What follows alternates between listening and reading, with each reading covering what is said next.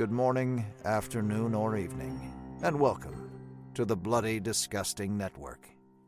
The following show is just horrifying. Beware.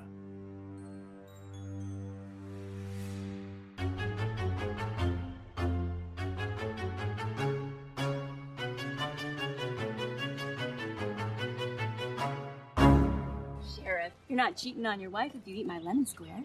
Your lemon squares taste like ass.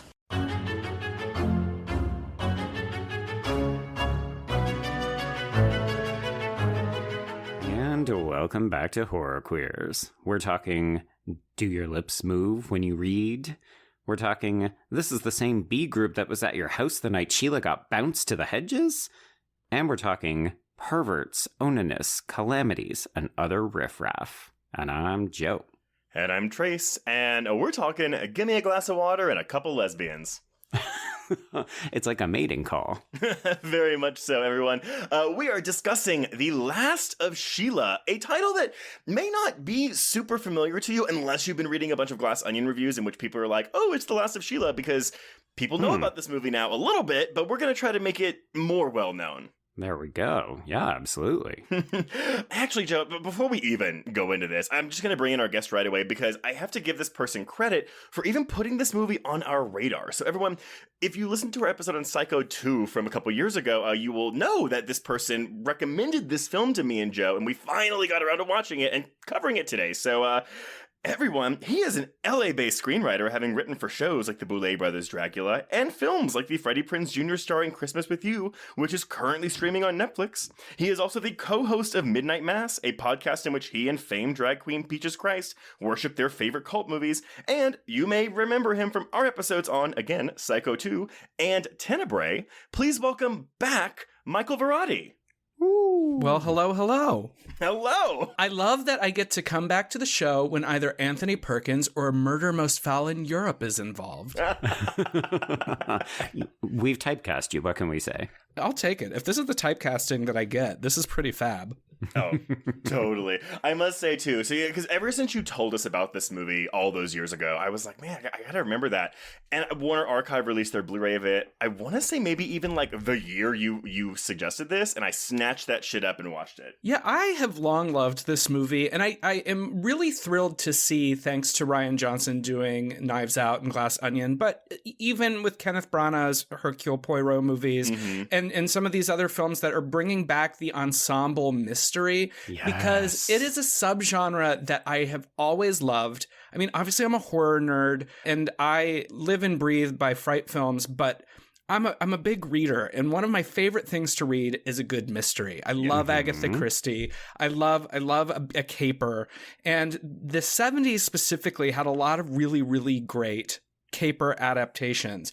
And I think The Last of Sheila, as well as Evil Under the Sun, because they have very similar, like, rich people on vacation in exotic settings, really, really are of a certain time. And to see Rian Johnson reference it, whether directly or indirectly, because I haven't seen it yet, with Glass Onion, feels really great. But I've loved this movie a long time. I love that people are discovering it. And the fact that it was written by Anthony Perkins and Stephen Sondheim just adds that excellent extra slice of queerness. Just a touch. That's the selling point, right? Though, I mean, like, no matter how good or bad people say this movie is, you tell someone, oh yeah, it's this murder mystery co-written by Anthony Perkins and Stephen Sondheim. That's an immediate selling point for me, at least. I think for a lot of people, it's wait, what? Yeah. How have I never heard of this before? Well, okay, so Joe, this was your first time watching this, and I'm curious, before we really dive into it, what did you think of this movie? I really, really like it. I do find that it's not even exposition because it's the explanation, but it does go on maybe a little too long in that last act of the film. Like, I paused it at one point to get up and get a glass of water, and I realized that I still had nearly 30 minutes, and we were in the middle of a villain monologue, and I was just like, how is this possible? What is left for this movie to cover? A lot. I mean, lot. That's the thing, though, where it's like, okay, look, this movie I've seen people call it complex, but I've also seen them call it convoluted. And to me, you know, complex is like the positive connotation, and convoluted is like, this doesn't make any sense. Okay, I watched the last 20 minutes of this movie twice today. So I watched the whole thing last night, and then I watched the last 20 minutes twice today, so I could really go over all of the puzzle pieces in this movie. And I really just think it's that Sondheim has weaved together such a complex mystery, and he just wants to show you, hey, I did my fucking homework, and here's all the evidence and clues I left for you in this movie. Well, I think the other thing that makes this stand out, if you think of a Sherlock Holmes story or a Hercule Poirot story, there's sort of the construct of here are the suspects, here's what happened, and here's the detective kind of giving the speech, and then you isolate the killer gets captured, end of story, on to next mystery. Right. What I think makes this so very unique and so very Sondheim is the mystery in some ways is very secondary to how the people involved react to it. Because I think that the whole point of this film is not really the murder, but it's the folks involved and just sort of their own machinations therein, you know? Which, by the way, I think that's the thing that Rian Johnson takes the most from this film and puts in something like Knives Out and Glass Onion. And it's even, I mean, Joe laughed at me because I told him, I was like, you know, there's a similarity in both between this and Glass Onion in the sense that the murder in question doesn't really take place until about an hour into the film. Despite the fact that Sheila does get killed, yes, in the first 30 seconds of this movie. And yeah, it's kind of a thing where it's like, oh yeah, it takes forever to get to the actual murder in question in this movie, but it's also because we think that we're solving the first murder. Right. So I love that it doesn't follow the conventional, I don't know, we call them rules of a whodunit, because I think when people think of a whodunit, they think of something like an Agatha Christie novel or adaptation or Clue, where it's like, hey, someone gets killed in the first act and we spend the rest of the movie figuring out and then we solve it at the end. Right. Well, I almost feel that that's what we've come to think of a whodunit, right? Like, for a lot of us, specifically horror fans, our whodunits were mostly slasher films where we spend the entire runtime trying to guess the killer's identity as people get knocked off. So it becomes very much, and then there were none. Whereas here, I'm almost concerned that people might watch this and think that it's kind of boring because there aren't a ton of crimes, because that's not what the film is interested in doing, right? It's like, here's a group of shady motherfuckers. Just delight in their presence and how terrible they all are. That's where the film's appeal lies. Yeah, it's bitchy. Let's be honest. So Let's just call it what it is. The point of this movie, and I think the queer appeal, is that it's got kitsch appeal. You have Raquel Welch and Diane Cannon and even some of the men serving flamboyance for days. Yes. And that's it. You like this movie not because it's structured like a slasher or a giallo, because no, there's no high body count, but the body count is the barbs that That's are how like they're cutting each other up. yeah. I mean, I think that this is more like, if you're expecting a monster, no, but if you want like anti-mame, it's there. I mean, it's very much you need to listen to the dialogue in this movie, and I will actually say, so this is the third time I have seen this. Subtitles help. Oh my God. I couldn't even imagine watching this in a theater in 1973 and trying to piece together the mystery. Like, I joked that the entire last act is just explanation, but it is that mixture of complex and convoluted, and not being able to catch the jokes and all of the double entendres and all of the insults and stuff. Like, this feels like a movie that is perfect for an age where we can pause, we can rewind, we can put on captions to really appreciate how it's been put together. Joe, all right, so before, I want to go into the production, but before we go into that, you mentioned when you first watched this to me, you said this could not get made today. And I think I know the answer why, but I'm curious, what made you say that? Because this is a movie filled with deplorable people, none of whom get their comeuppance. The most notable of which is a child molester who technically wins the movie. Yeah. And like, we have an evil homosexual who's not that evil and who's also questionably homosexual. Wait. He's not that evil. He literally is the murderer of the movie.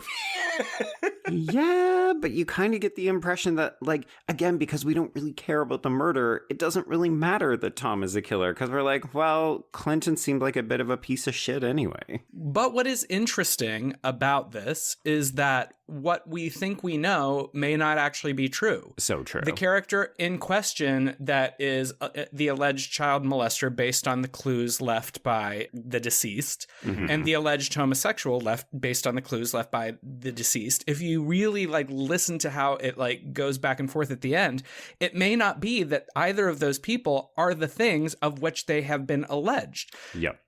The only thing that gives me pause about that, and I'm sorry, I know we're already talking about the ending here, but it's we know that Philip, the James Mason character, tried to kill James Coburn's character with the propellers because he didn't want his secret getting out. Now, you could say, well, was it that secret particularly, or was it just he knew there was a secret and he didn't want whatever secret it was getting out? Fair. Yeah, it's the tricky thing with the way that the cards are distributed, and there's a couple of lines of dialogue at about the midway point when everybody literally puts the cards on the table, and people say, oh, well, does only one card apply to each person? And people do protest. We discover that Philip is both a child molester, but is also someone who has been to prison. Well, and no one seems to care that he's a child molester. Oh my God, no one cares about any of this, but I feel like that's the joke that Anthony Perkins and Stephen Sondheim are making. That's the whole point of this movie. I mean, of course, that's the thing that when we unpack the ending, we really dig into, and it gets to what I was saying about the murders are secondary to the commentary here. But I agree with Joe that this couldn't be made today for the reason that we have entered this space where audiences demand punishment. Well, not just punishment, but black or white. There's no sort of gray area, and the idea that a story cannot have a character that is not a virtuous lead. We in the post-internet discussion era seem to not want characters who maybe are problematic. And I understand the reasons for that, but I think here, Stephen Sondheim and Anthony Perkins lay out what is a problematic scenario, populated with problematic people, and say, well, guess who would be in a problematic scenario? Problematic people. And when problematic scenarios are solved by problematic people, some of the problematic people are going to walk away from it because they solved their own problem, right or wrong. And they're also rich. Let's not forget that these are privileged people who are going to get away with all the worst shit. Because guess what, people? Newsflash, that's what happens in real life. Well, and heads up, that's also kind of what happens in Glass Onion, with the exception of two specific people in that movie. No spoilers. Save that for the Patreon. Yes. Sorry. Go listen to our Patreon episode on Glass Onion, by the way. I do think you could make this today, but I think it would have to be a pitch black satire. I do think that is what this is, but it's not the aesthetic that we're used to when it comes to something like that. So I think it would have to be a bit more of a heightened reality than what is presented as reality in this movie. Yeah, because people, according to what you're saying, Michael, and I agree with you, I think people could easily misconstrue oh, well, the film isn't coming down hard enough on these people. It's not condemning them. It's not punishing them. And therefore, they would misinterpret that, oh, no, the movie is definitely doing that. It's just not doing it in an over-the-top fashion. Right. It's that place where I think that we have this disconnect where we forget that storytelling does not necessarily mean endorsement. Yeah. Oh, my God. Thank you for saying it. And so I don't think that any of the people who populate the boat that we are on for most of The Last of Sheila are good people. None of them are people that I would want to particularly spend time with.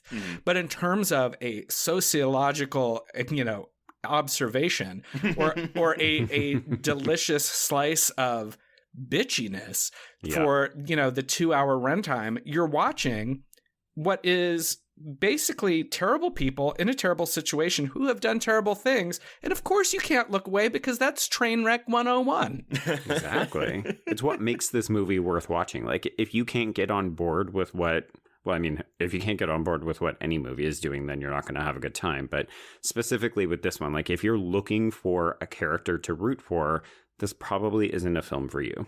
I think the most likable person in this movie is probably Ian McShane's character, but only because we don't know I know it because all he did, quote unquote, was fight someone to get thrown in prison. By the way, as someone who's never particularly thought of Ian McShane in a sexual way, that changed when I saw this movie. It's the lack of facial hair. It makes him look so young. So cute. I always forget it's him. I'm going to be honest. I've seen this movie many times, and I'm used to him sort of being the craggy post-Deadwood, more matured version of Ian McShane. Yeah, There's a movie that he did that is an Agatha Christie adaptation that he stars in with Faye Dunaway called Ordeal by Innocence. And he's already started to look more like the Ian McShane that we know. I forget that he's this sort of like youthful, nigh like twink in this film. Mm-hmm. One day he was just left out in the sun and he got craggy, and then that's his whole persona from then on. He's off the coast of France. This movie did it to him. This was it. This movie broke him. Okay, well, so let's go into how this movie came to be, because it actually, I mean, listeners, in case you haven't like done any research on this, it is based on a lot of real life shit. Inspired by a lot of real life shit that Sondheim and Perkins would do. Oh my God, you make it sound so insidious. It's based on real life Hollywood people, not Stephen Sondheim and Anthony Perkins murdering people on the French Riviera. Though, to be fair, They did murder someone. They murdered people, but not for real. So part of the inspiration for this is that Anthony Perkins and Stephen Sondheim would host these very, very elaborately scripted murder mystery parties for their famous friends like Lee Remnick and some of these folks. And they would send them around New York City to solve the crime. And they delighted in this. And I think at some point they said, well, what if we did that, but movie? Right. And I will say it was actually director Herbert Ross's idea for them to do the movie, and he helped produce it. Nice. Yeah, so as we've already said, The Last of Sheila, co-written by two queer men, Anthony Perkins and Stephen Sondheim. And while many of our listeners probably are already familiar with Perkins, and if you're not, please go watch any of the 4 Psycho films, they may not be as familiar with Stephen Sondheim. I know that I'm a musical theater nut, but I know that not a lot of our listeners are. So just a quick primer on him. So if you don't know who Sondheim is, God rest his soul, he did die last November. He's known as one of the most important figures in 20th century musical theater. He's credited for having reinvented the American musical with shows that tackle unexpected themes that range far beyond the genre's traditional subjects, with music and lyrics of unprecedented complexity and sophistication. And I'm going to emphasize that because if y'all haven't heard any of his lyrics, you should go listen to that right now. Any sample you can find of Sondheim's famous lyrics, but if you've seen like Sweeney Todd or Into the Woods, you're kind of on the right path there. Mm-hmm. He did get his start being mentored by Oscar Hammerstein II, of course, of Rodgers and Hammerstein fame. He began his career by writing lyrics for West Side Story and Gypsy in the late 50s, and then he transitioned into writing both music and lyrics for the theater. And so between 1962 and 1987, he wrote music and lyrics for shows like A Funny Thing Happened on the Way to the Forum, Company, Follies, A Little Night Music, Sweeney Todd, Merrily We Roll Along, Sunday in the Park with George, and Into the Woods. So in his more than 60-year career, he has won shells of awards for his musicals, including 8 Tony Awards, which included a Lifetime Achievement Tony in 2008, an Academy Award, 8 Grammy Awards, a Laurence Olivier Award, a Pulitzer Prize, a Kennedy Center Honor, and a Presidential Medal of Freedom. So basically he went unrecognized in his lifetime, is what you're saying. In case you were on Twitter, like, why is everyone going crazy for this Stephen Sondheim person being dead? That's a big reason why. He's only one of the most important musical theater people ever. Well, and I think it's important to note that one of the things that makes him so great, beyond his ability to write amazing music and his lyrical complexity, is that he actually brought layers and complexity to the storytelling that he did for the stage. Mm-hmm. I think when people who don't like musicals or don't like musical theater put that onus on it, there's sort of this old world disdain where it's sort of a frivolous activity where it's like song and dance and light and fluffy, which of course we know is not true or accurate. No. Right. But in the case of Stephen Sondheim, he brought song to characters who had layers and who were maybe problematic or who had morally gray circumstances. Sweeney Todd is a murderer who, over the course of his murdering, maybe is or is not justified based on knowledge that he has from unreliable narration. Sounds familiar. Yes. Into the Woods takes what we know about fairy tale characters, and in the first act tells you the story you know, and in the second act shows how problematic it would be if people lived like this, and the complexity of what happens if you live with the simplicity of a fairy tale life. And the thing is this, because here's the thing, like, I love Into the Woods, I love Sweeney Todd. However, the style of music used in both of those musicals it's not something that I would say is easily accessible for someone who is not a fan of musicals, because it really is dependent on you listening to and understanding the lyrics that are being sung.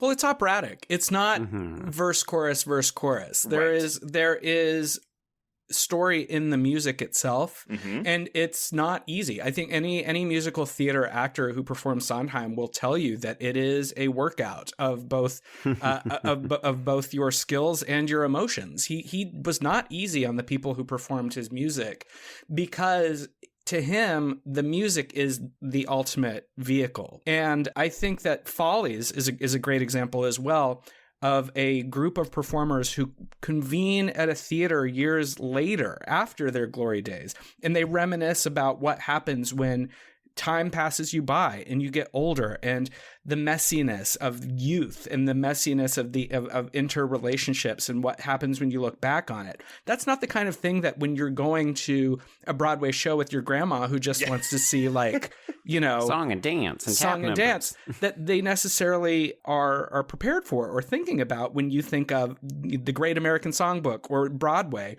But that's what he brought to the stage. The fact that people are complicated. And what made it so interesting is he says people are complicated, so too shall be the music by which they present their souls. And I think that's what's interesting about Sondheim. So what you're saying is jukebox musicals are like a plague on They're on a little Broadway. soulless at times. I mean, I have actually said on other podcasts that I'm not a big fan of jukebox musicals. So if that's the takeaway and people want to write, angry letters to me, that's fine. There are some I enjoy, but you just will have to guess what they are. I mean, I have to just like the music that's the jukebox. Like, again, I like ABBA, so I enjoy Mamma Mia. I don't care for whatever the 80s music that's in Rock of Ages, so I don't care for Rock of Ages. But it's more, I don't mean this as a negative, but it's simpler than what something like Sondheim brings to the stage. Well, it's a member berry from South Park, isn't it? Yeah. Right? Like, Ooh. Yeah, that's exactly it. I mean, the other lead that we're bearing is that Sondheim, as you said, Michael, did problematic characters. He also did a lot of very queer shit. yes. So he was also a person whose knowledge spanned a substantial number of subjects, and he was known to draw on complex bodies of knowledge to solve specific problems. And so, on top of all this musical shit that he's done, he also devised crossword puzzles, really tricky crossword puzzles for New York Magazine, when it debuted in 1968. So, mysteries had long intrigued him, and throughout his career, he compared lyric writing to puzzle solving, and the form appealed to his methodical nature. He even went as far as to say, "To me, the connection between puzzles and detective stories is all about order and solution. The nice thing about them is that there's a solution and all's right with the world, as opposed to life." And so it was this love of games that helped make The Last of Sheila a reality. But before we get there, we have to go back into what Michael was talking about earlier with the games he and Perkins would put on for their friends. So before they were co-writers, they staged elaborate, immersive events for friends in the 1960s. For example, the climax of One Hunt was staged in the lobby of a seedy flophouse, where participants heard a skipping LP record endlessly repeating the first line of the Harold Arlen and Johnny Mercer standard, "One for My Baby," and the lyric was, "It's 2:45, it's 2:45. The winning team eventually recognized the clue, being 2:45, and immediately headed to room 245 of the hotel, where bottles of champagne awaited them. Sounds kind of like a clue in the movie. Very much so. Use your greatest hits. This is the one Michael was talking about, though. So they got teams to ride around New York City in limousines, and the solution to each puzzle was pointing the way to the next. And at one stop on the journey, an older white-haired woman, who was played by Anthony Perkins' mother, served chocolate cake to her visitors. When the team members put the slices back together, the clue to their next destination was written in the frosting. And so, Michael, you said that Lee Remick was one of their friends, and she was. So her team actually ate their cake and lost the game that time. You know what? Lee's my people. Like, come on. Don't give me a piece of cake and tell me not to eat it to look for the clue in the frosting. Fuck you. I'm eating the cake. But I have to say, I love the idea that, like, Anthony Perkins' mom was part of this. But then there's a part of me that it's also was like, was it really his mom or was it him dressed as his mom? I mean, at this point, he had a lot of experience. I mean, we do get some cross-dressing in this movie, too, from James Coburn. Mm-hmm. His eye makeup left a bit to be desired, but we can talk about that. Was he applying it in the dark in that, like, confessional booth? So, did John know he was supposed to be dressed up as Raquel Welch's character? Yeah, they say it. Oh, God, I've missed that all 3 times I've seen this movie. I thought he was just wearing drag. And you know who probably was not thrilled with that? Raquel Welch. Oh, well, I have diva. a few things to say about her. I will say, though, so I watched the commentary for this, and the commentary has Richard Benjamin and Diane Cannon and Raquel Welch, except it's very, very, very clear that Raquel Welch is not present with the other two and that they recorded her separately and spliced in her very minimal comments throughout Richard's and Diane's commentary. Boo. But anyway, so at this New York cake thing, Herbert Ross was also one of the team members. And so he won, actually, and appreciated the showmanship involved. He suggested that Sondheim write a murder mystery for him to direct. And so Sondheim agreed, bringing in Perkins to add Hollywood authenticity. But I do want to point out Ross, by the way. He would go on to direct such classics as Footloose and Steel Magnolias, one of my favorite films of all time. I knew the name sounded familiar. Right? But because he hadn't really done much before this because, and I'm assuming this is how Sondheim knew him, Herbert Ross was known on Broadway because he spent most of the 50s and 60s as a choreographer, even winning a Tony for Best Choreography in 1964 for the musical Anyone Can Whistle. Ah, yes. That famous show. Exactly. But yeah, no, so he made the film for his own production company with it being distributed by Warner Brothers. And for the specific plot idea for the film, so Sondheim drew inspiration from one specific game that he and Perkins put on. And it was one where they gathered 4 couples, and each person was told to think of a way to kill one of the others over the weekend that they would all be spending together in the country, which... that sounds like a recipe for disaster, but okay. Mm-hmm. Especially if you invite certain couples who, like, have beef with the others. They then passed out envelopes, and inside one was an X. That person was the only one who was to carry out his or her plan. And the others were to spend the time avoiding being murdered by whoever got the X. So, some bodies in there for you. There we go. Now, if you've seen the film, you'll understand how complex, and again, some might say convoluted, The Last of Sheila is. The script constructs a web of clues and misdirection so dense that even Anthony Perkins confessed, and I quote, "There were parts of the plot I was hoping Sondheim would never quiz me on. The murders and their motives are explicated in the last 20 minutes of the film via flashbacks, and Sondheim knew a detective walking the audience through the solution wouldn't make a satisfying third act." So he went on to say, "When I was plotting it, I thought I've got to make it, quote, cinematic. I have to be breaking something or stabbing or having people shoot each other, even though it may be seen through a rear view mirror." So he was just more focused on, again, like the journey there. Well, I guess also making sure that ending had a kind of like bombacity to it, right? Like, Michael, when you were mentioning Agatha Christie, I was thinking of these recent Hercule Poirot films that we've been getting. And like the climax of those movies are often very muted because it's mostly just Poirot being like, and then you did this, and we maybe get a little bit of a flashback, but they're often very quickly cut. Whereas this film seems to say, let's get rid of that exposition kind of explanation piece and let's let the audience actually see it almost in full. True, but you know what's interesting is that when you think about Poirot, it's just it's of the time, right? Of course, he stands there and talks because it came from the medium of novel that she wrote, and so she let the the reader kind of fill in with their imagination, and then the devotees of Christie, when translating that to screen, didn't want to mess with it. Mm-hmm. But much like The Last of Sheila, and here we go, these are spoiler alerts for books that are almost a century old now, so if you're going to be mad about it. Oh, dear. But the convoluted reveal of Death on the Nile, for example, is... Oh, boy. Bananas. The fact that someone appears to be dead, but they're not actually dead, and then someone came in while the record was playing and blah, blah, blah, blah, blah, blah, blah. It's insane. Same with Murder on the Orient Express. Who did it? She did it. He did it. No, we all did it. And here's why. And it's actually nuts that even though Christie, who is quite clever at how she constructed things, and I think Perkins is admitting this as well with The Last of Sheila in his confession about Sondheim quizzing him, is that the reality is we want to be swept up in the fantasy of these complex murder plots, but most of the time they don't actually hold up to scrutiny. No. Agatha Christie had admitted that she would just write to the end of the book and say, this person is the killer. And then in her second pass, she would just go back through and kind of like zhuzh parts of it to make it work. But, you know, she's only human. So sometimes you're going to be like, wait, what? And like Sondheim was definitely operating on like a next level. It's clear on any review of any of his work that he looked at things in a different way. But I don't know that the whole of The Last of Sheila really, really, really would stand up to scrutiny, and I don't know that it matters. I actually think it does.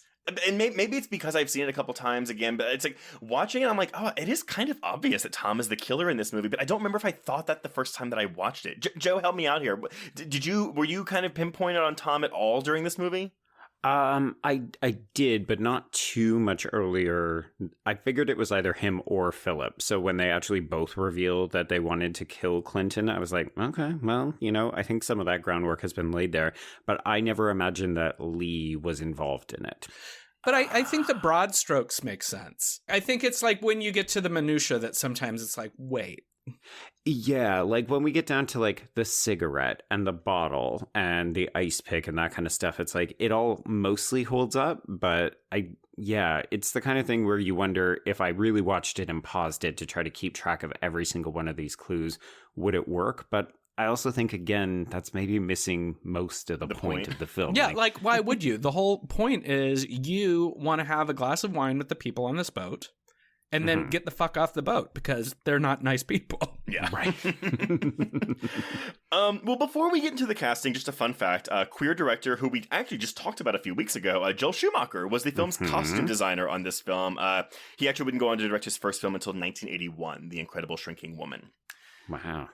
Starring Lily Tomlin. Yes, starring Lily Tomlin. Queer excellence. I saw when I was a kid, which is like, what was the song she sings? I wish I was a bar of soap, a little bar of soap or something. I haven't seen that movie in years, but I might be motivated to rewatch it based on this conversation. There's like the climax of the movie is basically when she shrinks to nothingness, and when she's shrinking to nothingness, and like she's like basically telling her children, "I'm sorry, I'm about to die." She sings in this lullaby that she always sang them, and it's something like, "I wish I was a little bar of soap." It makes no fucking sense, but for some reason, that is the part of that movie that sticks out to me. I mean, it sounds like kinder trauma, but sure. Yeah, it was on the Disney Channel, so. Oh, wow. Anyways, with the casting, yes, as we've kind of alluded to, a lot of the people in this movie are based on or inspired by real-life people. Raquel Welch plays movie starlet Alice, and Ian McShane, her manager husband Anthony. Welch claimed that the two were based on Anne Margaret and her husband Roger Smith, but from what I can tell, Sondheim tricked her or just flat out lied to her. He later said the part was actually based on Welch herself and her one-time husband, Patrick Curtis. I kind of love that. Yeah. James Mason, so this is the child molester Philip, washed-up film director, who was reportedly based on a composite of two real-life directors. And I don't know who those directors are, and I'm wondering if that's because one of these rumors is true. And then finally, so again, the big one here, though, is Diane Cannon's character, Christine. So she is based on talent agent Sue Mingers. And Ross originally offered the role to Mingers herself, but she turned it down, claiming too many of her clients were out of work. And so she pitched her client, Diane Cannon. Do y'all know Diane Cannon from anything? Like, is there a specific role that you're like, oh, that's what I know her from? I mean, she was just sort of like one of those staples of the era. Like when I think of Diane, it's interesting because like I don't immediately think to myself, oh yeah, the Diane Cannon oeuvre, but she was like so famous in the 70s. You know, I think. I don't know. She was in The Last of Sheila. Oh, I guess Bob Carroll, Ted and Alice would be the big one. Oh, yes. See, okay. For me, it's Ally McBeal. This is Trey showing his age again. I know. No, she played Judge Whipper Cohn, who was in like a bunch of seasons of that show. She was like, you know, that in The Practice always had like recurring guest judges. She was always on that show. But. What's interesting though is like a decade after The Last of Sheila, almost I think a decade, she did Death Trap, which is another ensemble murder mystery. Oh, there we go. Is that one any good? I love that one. I mean, Okay. you know, in a couple years, if you want to do that, I'll come back. Well, we should do that. I really want to do Murder by Death because I think that would be a really fun one too, Joe. But you know, spoiler alert: some of the jokes do not hold up to scrutiny. Oh, I'm sure. That's what makes it so fun. Nevertheless, Murder by Death has Truman Capote in it, so you know. True. There you go. Funny thing about Minger, so she was like, I mean, I'd never really heard of her before this movie, but she was a big deal in Hollywood, to the point where if we have any viewers of Marvelous Mrs. Maisel out there, Alex Borstein's character is inspired by her. And in 2013, Penny Dreadful creator and they/them writer-director John Logan wrote a one-woman play called I'll Eat You Last, A Chat with Sue Mengers, and it starred Bette Midler as the titular Sue Mengers. And of course, that ties into this movie because Bette Midler's song Friends plays over the end credits of The Last of Sheila. You know what's interesting, though, is this is kind of one of those cases where if the myth is larger, or like if the myth is better than the truth, print the myth, right? And so for all of these years, the idea that Christine, the Diane Cannon character, was based on Mengers has persisted because I think it's cool, it's good, it kind of goes in line with Sondheim and Perkins were trying to do by basing all the characters on real people, and they probably did. But the portion of the myth being that they asked her to play the part herself was disputed in 2020 here in Los Angeles at the American Cinematheque. Richard Benjamin and Diane Cannon came to a screening of The Last of Sheila, and someone asked the question, and she said that yes, Mengers was the inspiration for the role, but had never been considered to play it because by Mengers' own confession, she was not an actor. So she didn't want to do it and was just like, just cast Diane Cannon. Who honestly does a fantastic job, because Christine, for me, is the standout of this ensemble. Oh, she's electric in this movie. Honestly, the person I feel the worst for is the actress that plays Lee, Joan Hackett. I think she's really well in the role, but it's not a showy role, unfortunately. No, but she's like the straight person, for lack of a better term. Like, it's that thing that kind of sucks when you are in a movie of dynamic characters. Someone has to sort of be the fulcrum for the audience to be like, look how bizarre everyone else is. And she's our entry point. And I think that's true. Well, so they shot this movie on location in the south of France. This is very much an Ocean's 12 situation where they were all on vacation, although it wasn't an easy shoot. The first cameraman was fired. The first yacht sank. They had to get it replaced. But they were all in France having a fun time. I mean, they almost nearly got blown up, not because the ship went on fire, but also because it was targeted by terrorists. Yeah, that too. But they were still on a yacht off the coast of France. Sure. I will say, though, that on the commentary, Richard Benjamin's like, I really hate it when actors complain about the business because look at how hard we had it. Like, oh no, we had to be on a boat on the ocean and then go to France and eat good food. Right. Honestly, the dream. Right. So the film opens on June 14th, 1973. It is a full 2 hours long. We've got a budget of about $2 million. This film does not have a page on Box Office Mojo, but for what I can tell, it made about $2.2 million. So I don't think this was a success, which is why it probably hasn't really become well known up until recently. But critical reception was mostly positive. We've got an 88% on Rotten Tomatoes with an average score of 6.8 out of 10. Letterboxd users have given it a 7.4 out of 10. It's been reviewed well today, and filmmakers like Edgar Wright and Larry Karaszewski have also praised it, doing special introductions for the film on Turner Classic Movies and Trailers from Hell. And, as I have already said, Rian Johnson cited this specific film as an inspiration for both Knives Out and its sequel, Glass Onion. There were talks in 2012 to remake it. Joe Silver, by the way, of Dark Castle fame, was, Dark Castle among other things, was going to do it, but it hasn't happened, so I don't know what happened with that. Yeah, it'll be interesting to see if this kind of reinvigoration of whodunit mysteries translates into something more regular, or if it'll just be like, well, I guess if Rian Johnson or Kenneth Branagh wants to make one every couple of years, like, we know for sure we're going to get a third Poirot film, so we'll see. Yeah, I don't know how The Last of Sheila gets remade unless it is once again a period piece. You know, I think that modern technology with this movie wouldn't work. Everybody's just on their phone solving the first clue. Oh, I got it. I love a good period piece, but I mean, the thing is this, though, I think What I like about this movie and Knives Out and Glass Onion is that they are original murder mysteries. So it's like they have more free reign to kind of play with our expectations. Whereas, and I know Joe disagrees with me, but I enjoy the Kenneth Branagh's adaptations of... oh, sorry, I fell asleep. What were you talking about? I think I actually prefer Orient Express, but I think they're fine. I don't dislike them, but they also feel a bit soulless to me by the numbers, or he's just kind of like, yep, this is what we got to do. I'll make it look pretty-ish. So I hope we get more original murder mysteries. Yeah, one of the things that I think makes The Last of Sheila stand out is when you look at something like the Poirot movies, you have Poirot. This is a murder mystery without an operative detective. Yes, we have someone who does sleuthing in this, but the reality is the person who does the sleuthing is also an unreliable narrator. Yes. Both of them are, in fact, right? Yeah, exactly, because Philip would have been a murderer if his propeller trick had worked. Yeah, I would say the other feather in this movie's cap is the fact that it does not give a backstory to anyone's mustache. If you want to hear me tell that joke again, go and listen to our Death on the Nile episode on Patreon. Oh, God, I forgot they do that in Death on the Nile. Ooh, God. See, that movie, though, I think is good, except and this is just part of the original story, but that ending is so... The reveal of the murderers is so underwhelming in that movie. Okay, yeah. I have to tell you a brief aside about Death on the Nile that I think would be of interest to Horror Queers listeners. Pre-pandemic, they did a screening of Death on the Nile, the older one, with Peter Ustinov, that was the 40th anniversary. They did a screening of it here in Los Angeles, and Angela Lansbury came, and she sat in the audience and watched the film with us, and it was, I think, the first time she had sat and watched the movie since the premiere, and afterwards...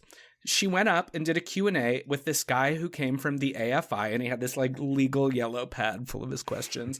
And Angela Lansbury was talking about Bette Davis, and she starts kind of like getting slightly dishy about Bette Davis being kind of contentious on the set. But being a classy dame as she was, she kind of let it trail off. But it was clear that if he had followed, she set him up. So he could then ask the question, and then she would have been, without blame. And he didn't take the bait, did he? No, it's because he had his list of questions. So he looked at the sheet and was like, yes. And in 19 whatever, you worked with Danny Kaye, and you could feel the audience like collectively be like, no, fuck Danny Kaye. Get back to Bette Davis. So that's my Death on the Nile side story, because I knew that listeners here would, one, love an Angela Lansbury story, but also an Angela Lansbury almost dishing on Bette Davis, and how this room of mystery enthusiasts and gays were just like, come on. Why wasn't Angela Lansbury a character in Feud? Did they even make it to that far into the 70s when they were filming that? Also, listeners, if you want to see Angela Lansbury get shot point blank in the face, go watch that original Death on the Nile. The selling feature, apparently. I mean, honestly, it was for me when I was like, what? That happens? And it does. Honestly, that cast is flawless, though. Angela Lansbury, Bette Davis, Peter Ustinov, Olivia Hussey. Come on. Yeah. Well, Joe, that's the thing, though. So they turned the Angela Lansbury character into the Sophie Okonedo character in the remake, and therefore make her Poirot's like lover of sorts. Right. But one thing I will give Branagh credit for, knowing his audience and knowing that gays love mysteries, he gave us French and Saunders united again. For 2.5 seconds. Also, though, Okonedo is the best part of that movie. So. Oh, by far. Yeah. I mean, it's not the fucking mustache, is what I'm saying. Yes. But what happens in The Last of Sheila, Joe? All right. We open with Sheila Green, who is played ever so briefly by Yvonne Romaine. She leaves a party. She's struck. She's killed by a car in a hit and run. And that's what happens when you walk in Bel Air. Wow, Michael. Blaming the victim. We need the LA insider knowledge, actually. No, I mean, like, I love that opening, but when I see where she's walking, I'm like, there's no sidewalks there. No. People in LA are intense drivers. People here don't walk as a matter of rule. It's like everything about it is sort of, okay, well, I'm sad. Yeah. I'm sad for Sheila, but girl. What are you doing in the middle of the road? If you are a resident of the city of Los Angeles, first off, Bel Air's in the hills, too. There's like nowhere to go if you're walking. So I wouldn't, because I would get hit by a car. It's sort of like the foregone conclusion of Sheila's life, that she was walking in Bel Air, and thus... she had to die. Based on this movie, and all we see of her, she died as she lived, walking in the street. There we go. Yeah. So we jump ahead 1 year, and as the credits roll, we're moving past this series of games, and we realize that this is the games room of producer Clinton Green, who is played by James Coburn, and he is typing up party invitations to invite a group of people to a 1-week vacation aboard his luxury yacht in the south of France. Ooh. It's all very exciting. So we basically get this very quick introduction to all of these main characters. They include writer Tom, who's played by Richard Benjamin, looking every bit the man of Falcon Video's dreams in the 1980s. Oh my God. Honestly, I was Wait, like, Joe. have I seen him in porn? Joe, what's Falcon Video? Could you explain that to me?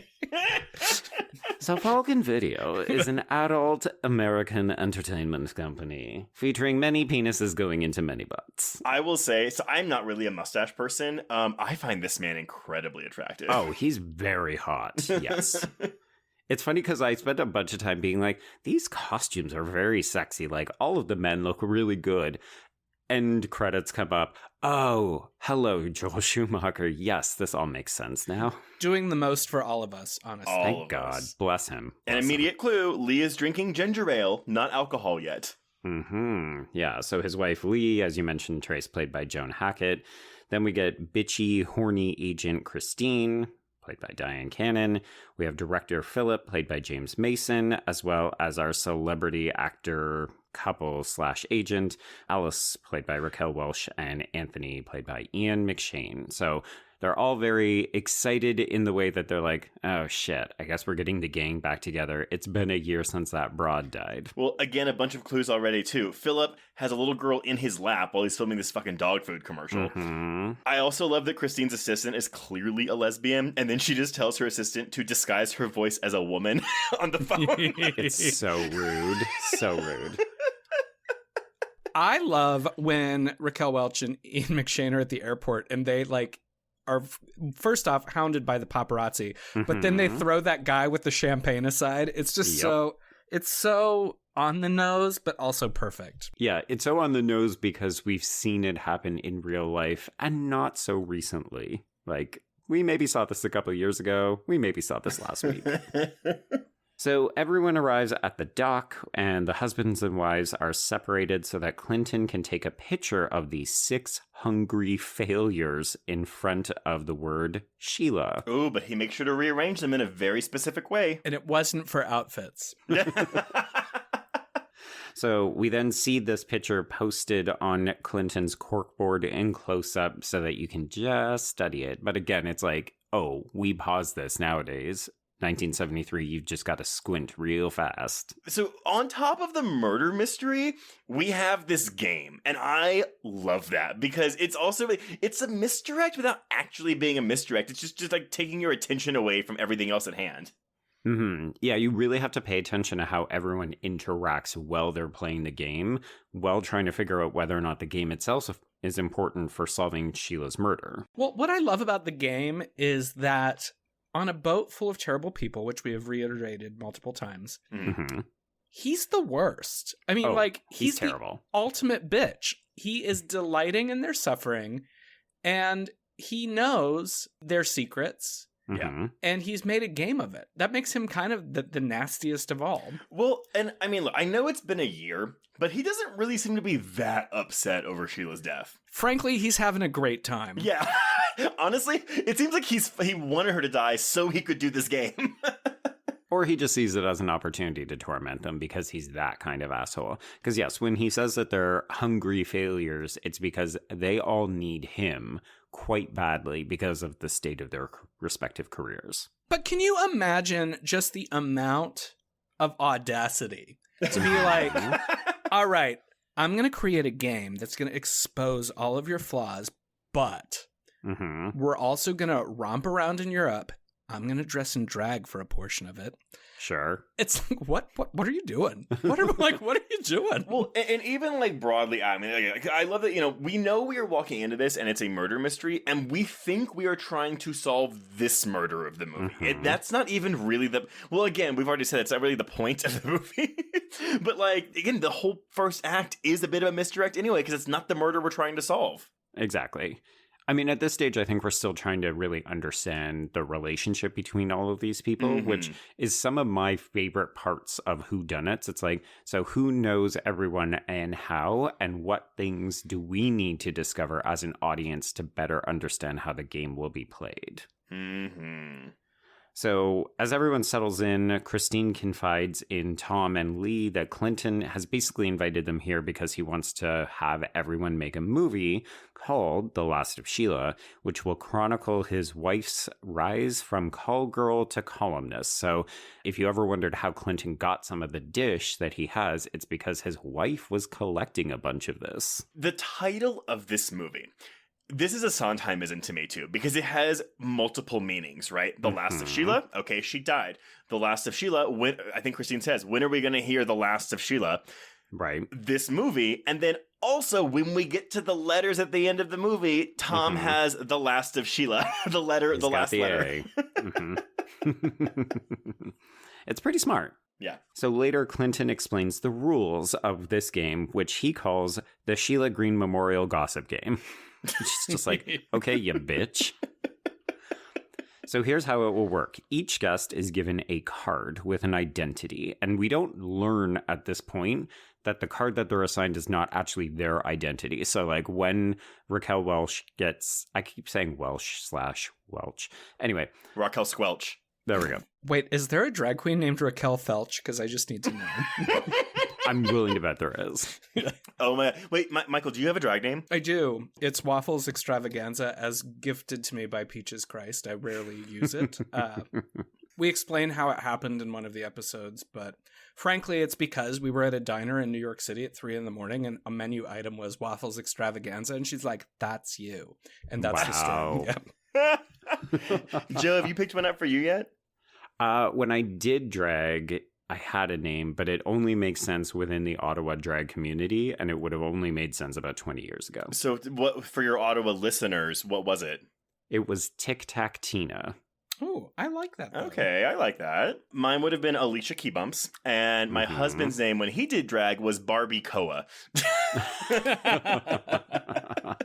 I feel like Ari got the better one. Yeah, yeah.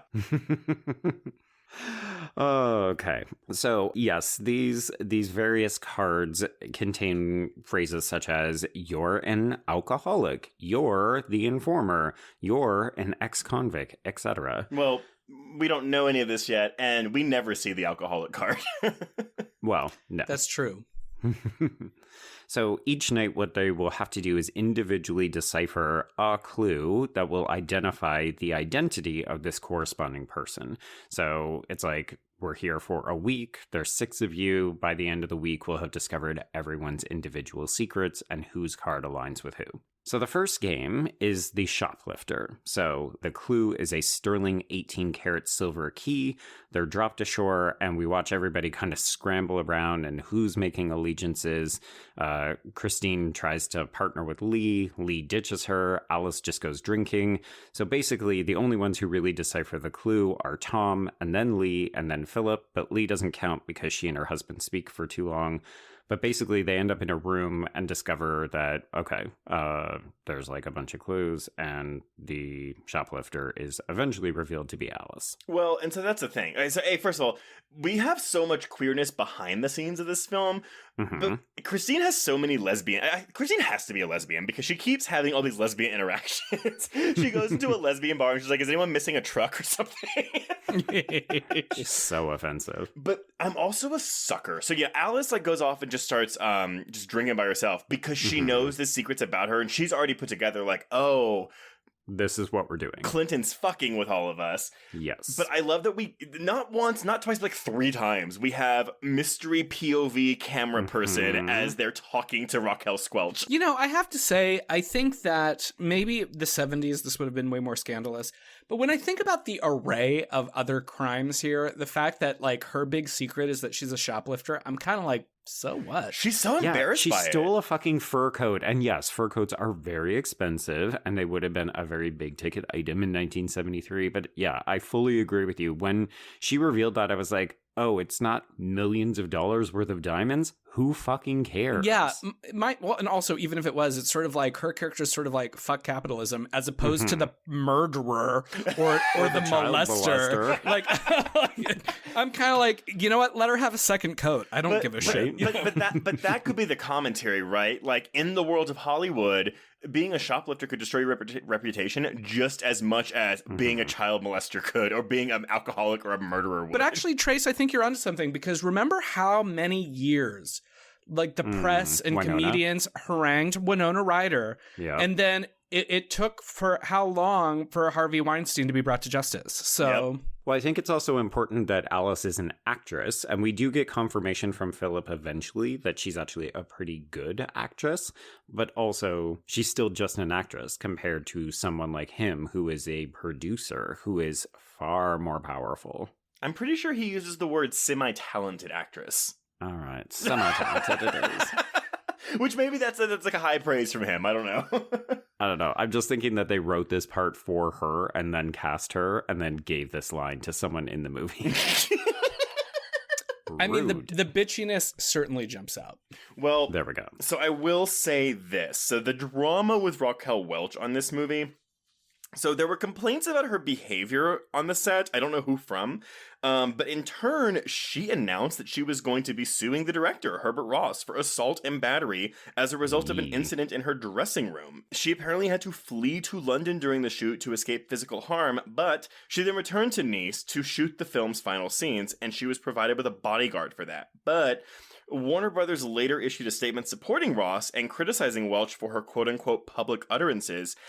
And on top of that, James Mason told a newspaper at the time that Welch was the, quote-unquote, most selfish, ill-mannered, inconsiderate actress that I've ever had the displeasure of working with. Yeah, this all sounds very similar to how we have treated women actresses recently who have spoken out about various working conditions on sets, and we say, oh, they're thankless bitches who are being difficult and ungrateful. And it's like, no, apparently this is just what we do in Hollywood. On that note, though, I'm even surprised that Welch decided to come back and do a commentary for this film, given her experiences. I wonder if she just really likes the movie and she's proud of the work. She is. She's. There's an interview where she listed 3 films that she thinks she's really good in, and this is one of them. I mean, Alice is a really interesting character, and Michael, I'd be interested to hear your perspective as someone who directs and writes for actors, but this is not the role I would have thought. I would have thought she'd be playing Christine, frankly, because she's total sex pot, very mouthy, and instead here she's almost demure. Yeah, I think it's actually a brilliant casting choice, because Raquel Welch at this time, I think at this point she had already made 1 Million BC, which was a Hammer film that was really what solidified her as a pop culture icon. And it was for exactly what you say, Joe. She was a sex siren. She was this sort of prehistoric babe of the past. Mm-hmm. And that kind of was furthered by her modeling career and some of the other pictures that she did. And I think that ensembles are safe places to cast people against type to show that they are more than just their public persona. And I, as a director and someone who writes for actors, there's a joy in giving an actor an opportunity to play something that they don't normally get to play, because we see this in horror all the time. Yeah. The idea that it's okay, and I'll use a final girl as an example. If someone was a final girl in an 80s action movie, say at a summer camp, then for many, many other filmmakers, they're like, oh, well, I'll have her play the chef at a camp, or she's going to be a counselor, because it's hearkening back. And I get that, and that's fun, and it's a great nod. But on the same token, I think of the actor, and the actor already made the movie that created that famous. persona for them, Yeah. that made them famous. So you're not going to one up the famous movie. Mm-mm. And for them, it's not really interesting to revisit territory beyond a job. We all like to work. We all like to make money. That's just a fact.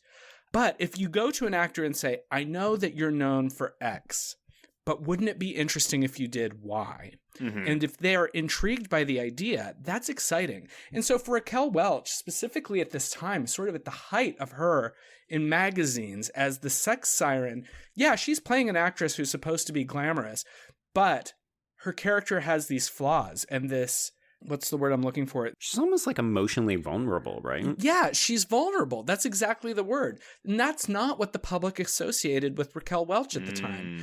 And so I think that for her, there was probably a great gift in being able to play someone that people didn't think of as immediately Raquel Welch and successfully do it. And she did. She's quite good in this film. Well, that's, I mean, yeah, because I've been on record as saying this before. I love when actors, specifically actresses, are cast against type. Typically for me, it's, I want to see our Disney starlet do more mature R-rated material. So I think of like Amanda Seyfried moving from Mean Girls to Chloe or Jennifer's Body or something like that. But also, I'm just a fan of when actors kind of send themselves up. And I understand that Raquel Welch didn't know or maybe realize that she was sending herself up in this role. But I appreciate that from her.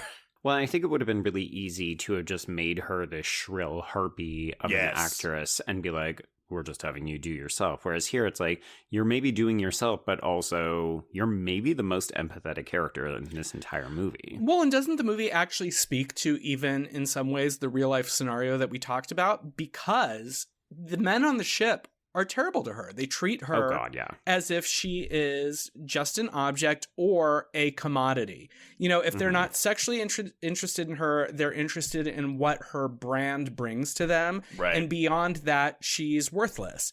And so the fact that there was also this behind the scenes drama with her and the director, as well as James Mason sort of giving that testimony, it's kind of fiction becoming fact, or the sort of nebulous place where it's all interconnected, because it's true. Well, but it's not even just the men though, because even Christine, when they were first talking about the slut shamey. Well, she even says like, they're talking about the movie. She goes, "Oh yeah, what's her face? I mean, my new client," and it's Alice. But even like Alice's one of her final lines in the film is when she goes up to Tom and she's like, "Oh, I just thought, like, I had this thought. It was like, if you get married again, call me." Isn't that terrible? And it's like, it's almost a joke, but it's also kind of like her moment of self-reflection in a way that I don't know. It's a really understated performance that I really, really like. I love that whole thing, like the reveal that Tom is the man that she was having the affair with. He's the POV shot that she talks throughout the film. But I love this idea that, she realizes, you know what, I'm not a great person.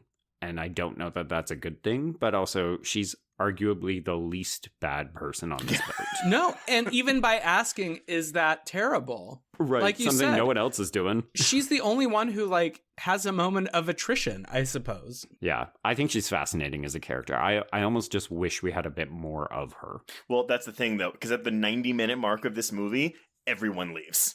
Basically, yeah. Okay, so thankfully we're not there yet. We still have all of our characters in play, but we, at this point, are getting other little mini clues. So we learn that Clinton has the rooms bugged. We see that Christine is fucking someone on board. We see her get into the shower with someone. And we also hear Lee talking about money as Tom eavesdrops. So we know that there's money issues within their house. Of course, we already kind of gathered that on their introduction because we know that Tom has not really been working much. Sounds like a motive to me, Joe. And she's rich? What? So the next day, Anthony asks for an associate producer credit on the new film, and he just gets laughed at, which is uncomfortable for everyone involved. Okay, but my favorite exchange in this movie, and it's probably the most obvious one, is the one between Alice and Christine. When Alice is like, "Could you please rub some of this lotion on my back?" "Oh, I'd really love to, honey, but it'll throw off my schedule. I have to do 25 minutes on my front today." "Oh, to make up for the 25 minutes you spent on your back last night?" Work. Christine doesn't give a shit. She's like, "Yeah." Yep. I mean, here's the thing. If this movie was remade nowadays, this yacht would be massive, right? It's a good size considering the size of this cast, but it's not huge. Like, they're kind of bumping into each other all the time. So when Christina's having loud sex, everybody is hearing it. Your privilege is showing. This yacht is a good size, I guess. It's a for good like size. I mean, I've definitely been on bigger boats. But I will say, in Joe's defense, the spatial awareness of the yacht is part of the plot. They talk about how close the rooms are, how they have not been given great rooms because of who they are and because the crew has some of the better quarters. They make a point to say that the yacht's fine, which also really speaks to kind of their bitchiness. I actually think if you remake this, you give the crew a bigger part in this film. I mean, that would be one way to make it more palatable to audiences, is you go the triangle of sadness route, where it's like, oh, the crew are observers of this ridiculous behavior. I love the crew all have like Sheila shirts, though. It's so bizarre. It's another symptom to me that Clinton did not actually care about his wife. No, I mean, literally, the reason she gets killed and leaves that party is because they're having a fight. I mean, I'm sorry, couples fight, everyone, obviously, that happens, but that's all we know about them. Yeah, like, we know nothing of their marriage except for the fact that they were fighting, and he apparently liked, her enough to do this weekend of games, or week of games. But also he had, novelty teas made up for all the crew? It's very like 66 Batman villain when you think about it. Oh my god, it is. Come to me, my Sheilas. Let's prepare the yacht. Shit on my face. Ugh. Okay, so Alice tries to apologize for Anthony's behavior, but Clinton doesn't really care. He goes snorkeling, and at this point, he and Christine are both nearly killed when the engines are mysteriously turned on. Oh, we get our POV shot of the quote-unquote killer going in to turn on the propellers. By the way, though, this is terrifying. Like, I don't know. Like, I get anxious anytime I'm near the back of a boat. It is terrifying to me. So this is just like nightmare fuel. Oh, it's horrible. Yeah, it reminds me of like when you go around the backside of a horse, you're just like, no, danger. It's bad news. I don't want to be. Joe, how often are you around horses? As often as I'm around yachts. I think we're learning a lot about Joe's spare time. Now I understand why you're really into class critiques, Joe. I'm not saying I have $5 million. Please don't kill me. Rich guilt. There we go. Yes. Just look for my cameo on Gossip Girl coming up this season. Just keep talking. Oh my God. I'm just burying myself deeper and deeper, aren't I? I think it's great. In fact, I think it's so great, I'm proposing that we host a party. Oh, God. I don't trust either of you bitches after this. No, what is the Kentucky Derby? What's it called? Where they go and like watch horses race? Mm-hmm. Yeah, but like that's the name. What's it called? Like, what's the general name for a horse race? It's a derby, right? Oh, it's a derby? Yeah. Take us to a derby. God damn it, I fucked that up. Just continue. You know, I was in a derby when I visited my parents in Abu Dhabi. Oh my God. Abu Dhabi do? No, Trace, like Abu Dhabi the actual No, place. oh my God. Joe, Sex and the City 2, the movie, that horrible fucking thing. That's literally Miranda's like only line in the movie where she's like, Abu Dhabi do! Why would I know that? And frankly, why is Sex and the City 2 not a horror queers selection? Oh my God. Because it's so boring. Oh God. There was that one podcast where they watched it every week. Every for a full day. year. Ugh. Terrible. Moving on. Okay, so Christine is properly traumatized, which I appreciated. Like, somebody actually has a physical reaction to nearly dying, because Clinton seemingly doesn't care. I love Diane Cannon's performance during this scene because I think it's real easy to go rote, where she could have been hysterical, air quotes, because I don't love that word, but in the old cinema definition. Right. But she alternates between stressed and laughter and like calm, because that's what happens when people are put in a circumstance. They act erratically and manically, and she performs it really, really well. That's a character nuance that I really, really appreciate, because it feels very real for someone who just survived something. Oh, and speaking of just women, would y'all say that she is overweight in this movie? No. No. She put on 30 pounds for this role. Jesus Christ. Yeah, and I'm assuming it's just to be like to emulate what this what Miss Minger looks like. But at the same time, I'm like, wait, this is you at 30. So in this scene when before she gets sucked in the propeller, she has this like chain belt around her waist. And that was what she put on herself to say, if it starts getting too tight, that's the limit of my weight for this role. But she put on that 30 pounds specifically for this role. Yikes. I know. I was like, she looks good. Okay, so after all of this drama, we've got Philip and Tom going into full investigation mode. So this is kind of a precursor to what they're going to do for the rest of the movie. We have the director and the writer putting their heads together to try to decipher who could be behind this. What would their motive be if we were to write and direct this as a future movie? And then Tom throws his back out. So this prompts Clinton to more or less spill the beans as to when Tom will need to be able to perform his clue, which is at the end of the week, and also hints at the fact that Tom may have access to some pain medication. Remember all of this later.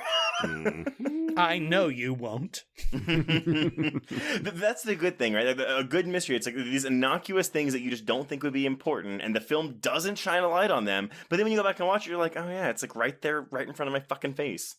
Oh, I fully was just like, why do I care if Tom's back hurts right now? What is this movie doing right now? Yeah. So our second clue is the homosexual card, and this is the one that Alice has. So we go to a nearby island that is mostly abandoned. It's got a monastery on it, and this is when we talk about how it was basically populated by homosexual priests.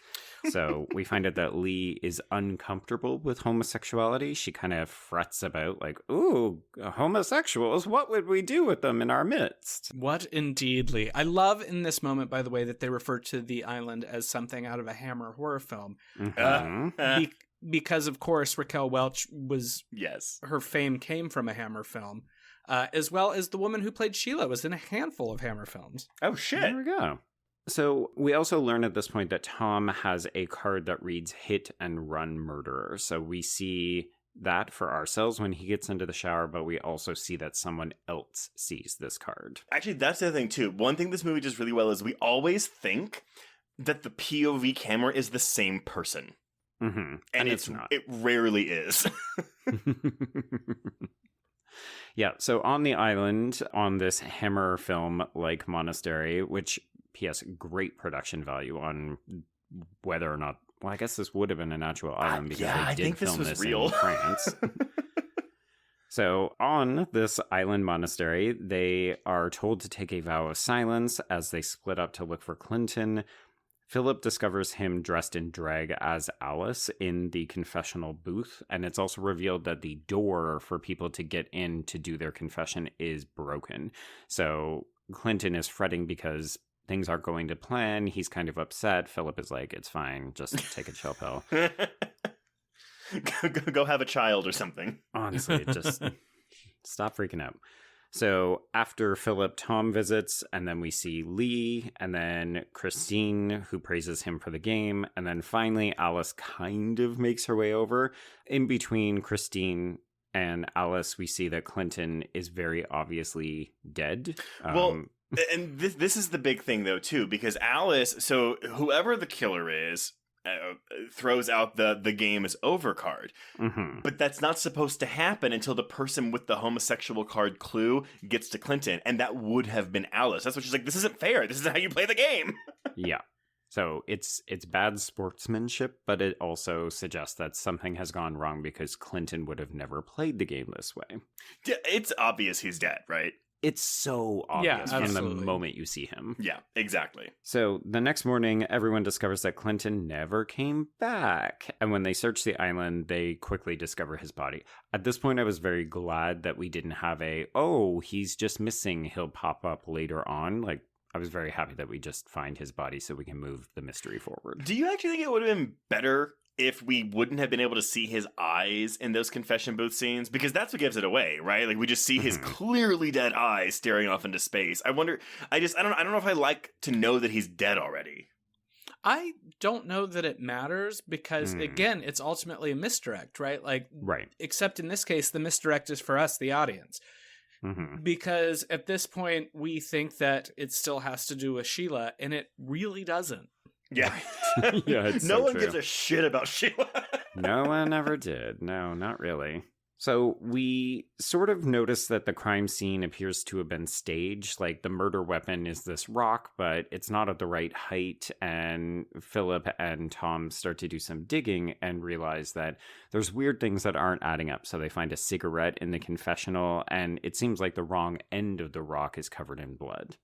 I'm sorry. Also, another good Alice soundbite. Whenever they're lamenting Clinton's death, her line is, "Poor Clinton, such a shame.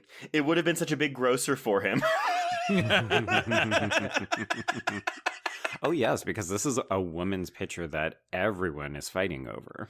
And I don't know if it's because of Ross's direction, but again, it's a thing where it's like that is a really good joke. But it's not like highlighted in a way to where I think a modern audience might just like, it might not go over their heads, but they might just overlook the joke and not realize it's a joke and just be like, okay. But it's really funny. I think it's very Altman-esque. Yes.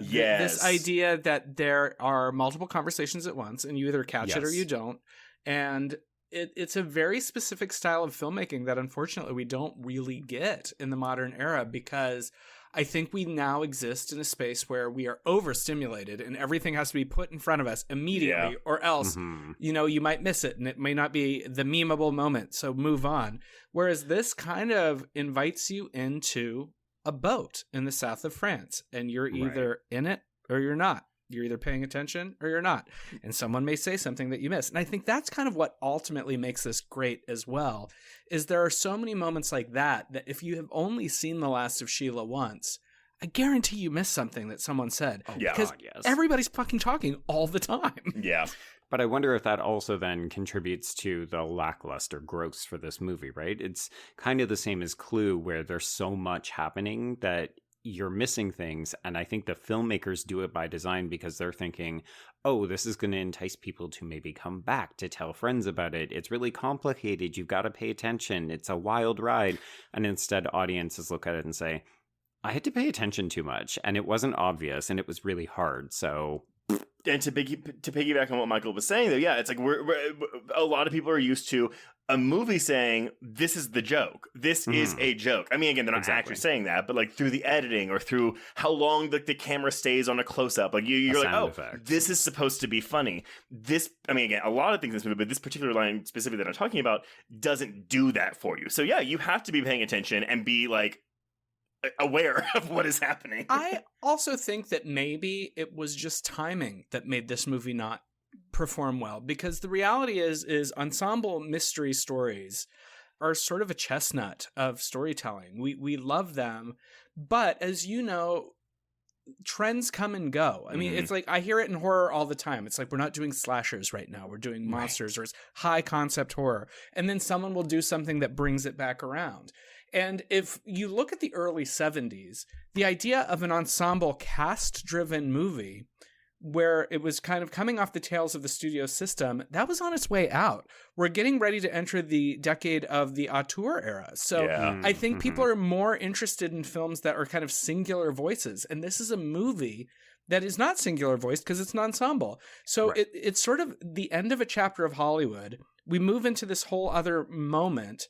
And then these start becoming in vogue again. The idea that Knives Out is a huge success. I don't know that Knives Out, if it had been released even 5 years previous, would have done the way it did, because it's sort of like we get listless and we start looking for what's the thing? What's the thing? Or what used to be the thing that could be the thing again. Exactly. Because you're right, it is always cyclical. Every time somebody's like, oh my God, this is the most brazen thing. And you're like, no, we did this 10 years ago. We're just bringing it back. And something like The Last of Sheila or Clue, they've garnered cult acclaim and they've found their audiences and they've found people who love them because this kind of story in its way is timeless. The engagement with the kind of story is timeless, even if the time that it came out was not the right time. Right. But people will find it and it ultimately works and it endures. I think that if they were actually bad movies, we would have never talked about them again. Well, unless they were so bad that, they were camp. No, but I even think that there's a bit of a misnomer, and this is something that like I always go to the map for in terms of the idea of cult film. And I use John Waters as an example because people love to talk about the John Waters kind of style of acting, that very affected, like, well, my mother told me that blah, blah, blah, blah, blah. Yeah. And people like to say, oh, that acting's so bad, it's good. Incorrect. That acting is actually good because it's specific and it's memorable. Bad acting is not memorable. Bad storytelling is not memorable. If a creator or a story does something that has you return to it, there is something about it, although odd, maybe strange, maybe different than what you know, that draws you back. If something is truly not good, you never return to it because it doesn't engage you. I wonder if it's a conflation then of saying good acting is the same as authentic or realistic acting or performances. Maybe. And then I'm sure there's like someone who's going to like bust out their Sontag, definition of camp or whatever. And that's its own kind of conversation. But the reality is that art that's made in earnest, I suppose, or that has something to connect to, you'll always connect to it. It just may not happen immediately. I think that's the difference between the machine of Hollywood and the execution of art. Art is not, it is both a product and not. And the product side, when you're looking at it from the business standpoint, is like, did it make money immediately this weekend? No, then it's a failure. But that's not how art works. And it's strange that, like, of course we conflated them because that's how humanity works. But they really don't work in concert, because a movie that speaks to you or I may not speak to the masses, but that doesn't negate its importance. And the fact that it takes longer. I mean, and that's what shows like Horror Queers or Midnight Mass are about. We're not talking about Transformers, because the people that are going to go see Transformers are going to go see Transformers.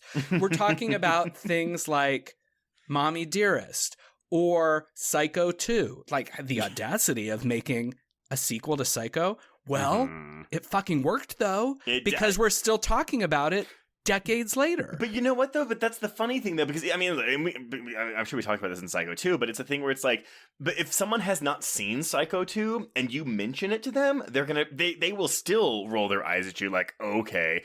But if they actually see it, it's like, no, that's so good. Well, I think that's part of where our responsibility as critics, as curators, as podcasters comes in, right? Where we try to shine a light on something that people either haven't seen or they've written it off, or it's been so long that maybe their thoughts have started to turn against it or on it. And I don't know. I mean, I think that's one of the appeals of our respective shows. And, Michael, you're so eloquent when you talk about just the cult appeal, the camp appeal, the reason why people need to have different definitions of art, and also how we track the quote unquote success of art and how that doesn't always correlate to short-term gains. No, and it doesn't, because the reality is like, I know many, many people who are excited about the Academy Awards, and there's nothing wrong with that. I too have been someone who gets excited about the Oscars, but the reality is that it's a limited form of how we appreciate film. Right. And I think that the pull towards cult cinema, or cinema that speaks to something like The Last of Sheila or the work of John Waters in a different way, is an earnestness that draws us. I mean, there are many, many, many Best Picture winners that I have seen and then haven't really revisited or talked about since. Right. But if you mention Showgirls, a movie that was commercially reviled and critically reviled, we're still talking about Showgirls with fervor all these years later. And I know people who have stronger opinions about Showgirls than The King's Speech. And that's... Oh, hello, that's me. Yes. Right. But that's the point. It's like, art endures. Business is temporary. Yeah. Well, and that's, I mean, I don't know if we want to get into this, but it's like a thing where, so Joe and I are new to the critics, like, groups. Associations. Where we're getting the for your consideration screeners. And it's something where it's like in the span of 2 weeks, you will get mailed 50 plus movies. And it's a thing where I'm like, oh my God, I have to watch these to vote and nominate. It's like, oh God, I now understand. The Oscars and all these award shows are just nothing. It means nothing because I don't think any of these people are actually watching all 50 plus fucking movies of this thing and giving actual thought to the artistic value of any of them before they vote for them in the Oscars. Oh, I know they're not. Tell me the short list. Tell me which things are standing out. Oh, the Gotham's just revealed? Okay. Who ended up winning? Okay, cool. I'll take note of that. And exactly. And that is why. And I mean, no shade, because honestly, like, who has the time? I mean, here's the thing. We are likely going to try to make our best effort. But yeah. It's a different form of art appreciation. And I'm, again, using quotations because, you know, Trace and I, and Michael, I'm sure you probably heard this before. One of the things that we hear fairly frequently is, well, you're going to have to watch more than just the genre titles. Yes. And it's like, oh, so you're telling me that something like The Last of Sheila would be out of contention because it's just a simple whodunit, even though it's written by two very talented queer men who are operating at the height of their powers with a star-studded cast, which has whip-smart wordplay, and as we've frequently said, is incredibly complex to put together. Yeah, I mean, it's a big eye roll, though, because the reality is that, you're right, I've heard this as someone who has submitted films to festivals that if I listed them, they're festivals everybody knows, that I've had festival programmers tell me, well, we don't really like horror. You are telling me you actually dismiss an entire genre? Which is shocking to me, because it's stuck in this idea of old thinking that specific things have a stain on them, if you will. But there's also, that's where the show business side comes in. You can act high and mighty, but there's not a studio in this town that was not saved by a horror film. Oh, God. So many. Multiple times over. I mean, Universal's entire foundations are built on the money they made from Universal Monsters. Yep. New Line, Paramount. It's and that's the thing. So when there's an elitism, the reality is yeah, it sucks as a creator, it sucks as a critic, but time is always on our side. That's lovely. One of the, and I will not say what it is for whatever, but one of the film critics associations that I joined, they literally said to me when I joined, they said, oh, but do you watch other things like awards contenders and Oscar films? Because that's really our bread and butter. Now, they didn't say, you can't, like, we don't want horror, but that was very much the implication was, ooh, the films you cover aren't really gonna, they're not awards worthy. Yeah, it's not gonna merit your inclusion in this organization. And I was like, well, and where do they think the filmmakers who are making the award contenders started? Yeah. I mean, I'll look at the Fablemans, for example. I mean, like, first off, Spielberg's whole oeuvre is rife with genre cinema. One of his first outings was shooting an episode of Night Gallery with Joan Crawford. Yeah. He directed Something Evil for television. I mean, this is a man who began in horror. The director, yeah, you know what I mean. Yes. We're all getting worked up into a frenzy because it's just so fucking frustrating. And even now, like, how many times have we seen the stories? And I promise we can move on after this, but how many times have we seen news stories in the Hollywood Reporter, in Entertainment Weekly, in Variety, where they're saying, you know, horror is so hot right now. And I'm just like, where the fuck have you been? Like, when is horror not hot? The good thing is, though, I mean, I feel like mainstream. I feel like generally horror is in a place right now where it is getting more respect than it has typically in decades past. We're still not where I want it to be, right? But it seems like more people are taking it seriously than they have in the past.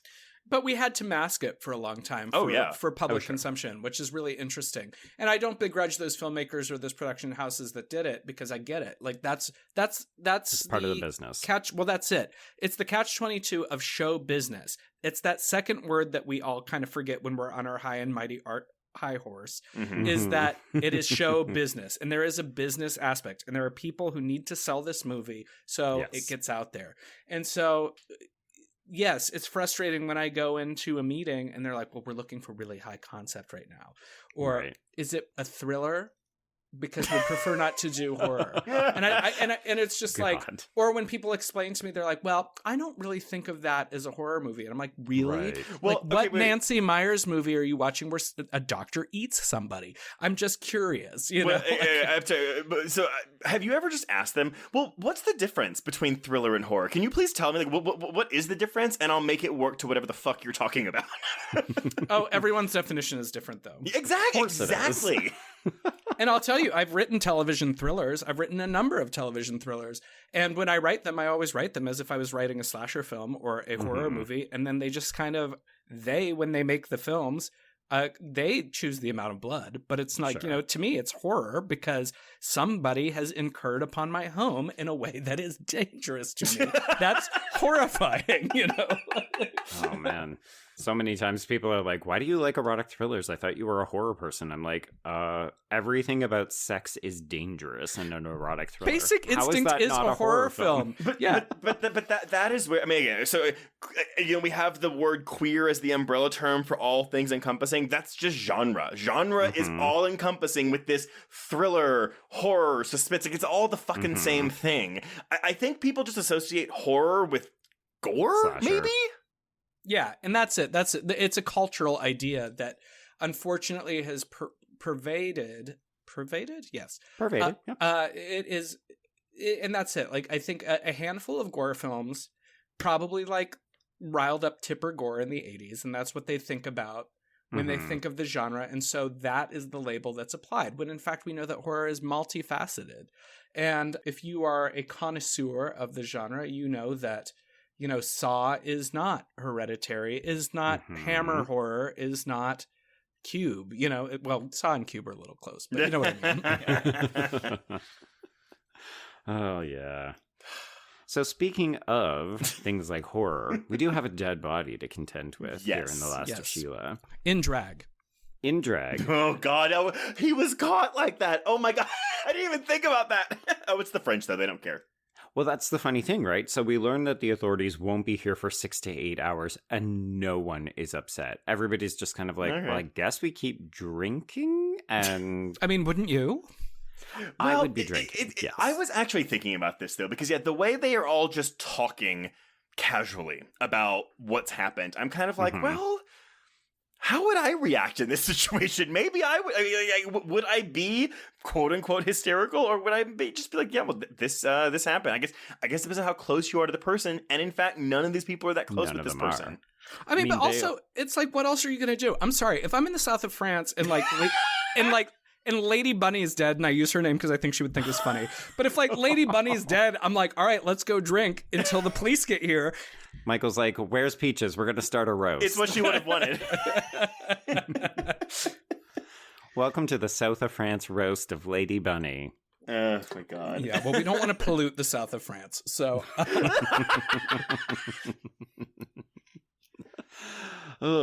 So Tom gets back into detective mode, so he begins hypothesizing that the propeller was actually the first attempt on Clinton's life, and then he literally asks everyone to put their cards on the table. So I'm going to start skipping over some of the granular pieces of the plot, because at the end of the day, as we've said numerous times, the actual killer reveal is not that important, but it is fun to see how it all comes together. So Tom gets everybody to put them out, and then he identifies himself as the homosexual. So he and Clinton once had an affair. He tries to cushion it as though, well, Clinton was grieving in the wake of Sheila's death, so they had a kind of dalliance. Okay. It's weird, though, that he calls himself a homosexual, because to me, I'm like, you still clearly, maybe lovely, but is fucking Alice. So I'm like, you're a bisexual. He's bi or pan or whatever. But all right, so yeah, I heard that because they say, oh, he was grieving, blah blah blah. But it also, I feel like they say something too where he's like, oh, it was before you and I talking to Lee, and I'm like, but y'all were together. So I was actually led to believe that it was before Sheila died that they fucked. Okay. But nevertheless, kind of surprised that a plot point like that is in a movie from 1973. Absolutely.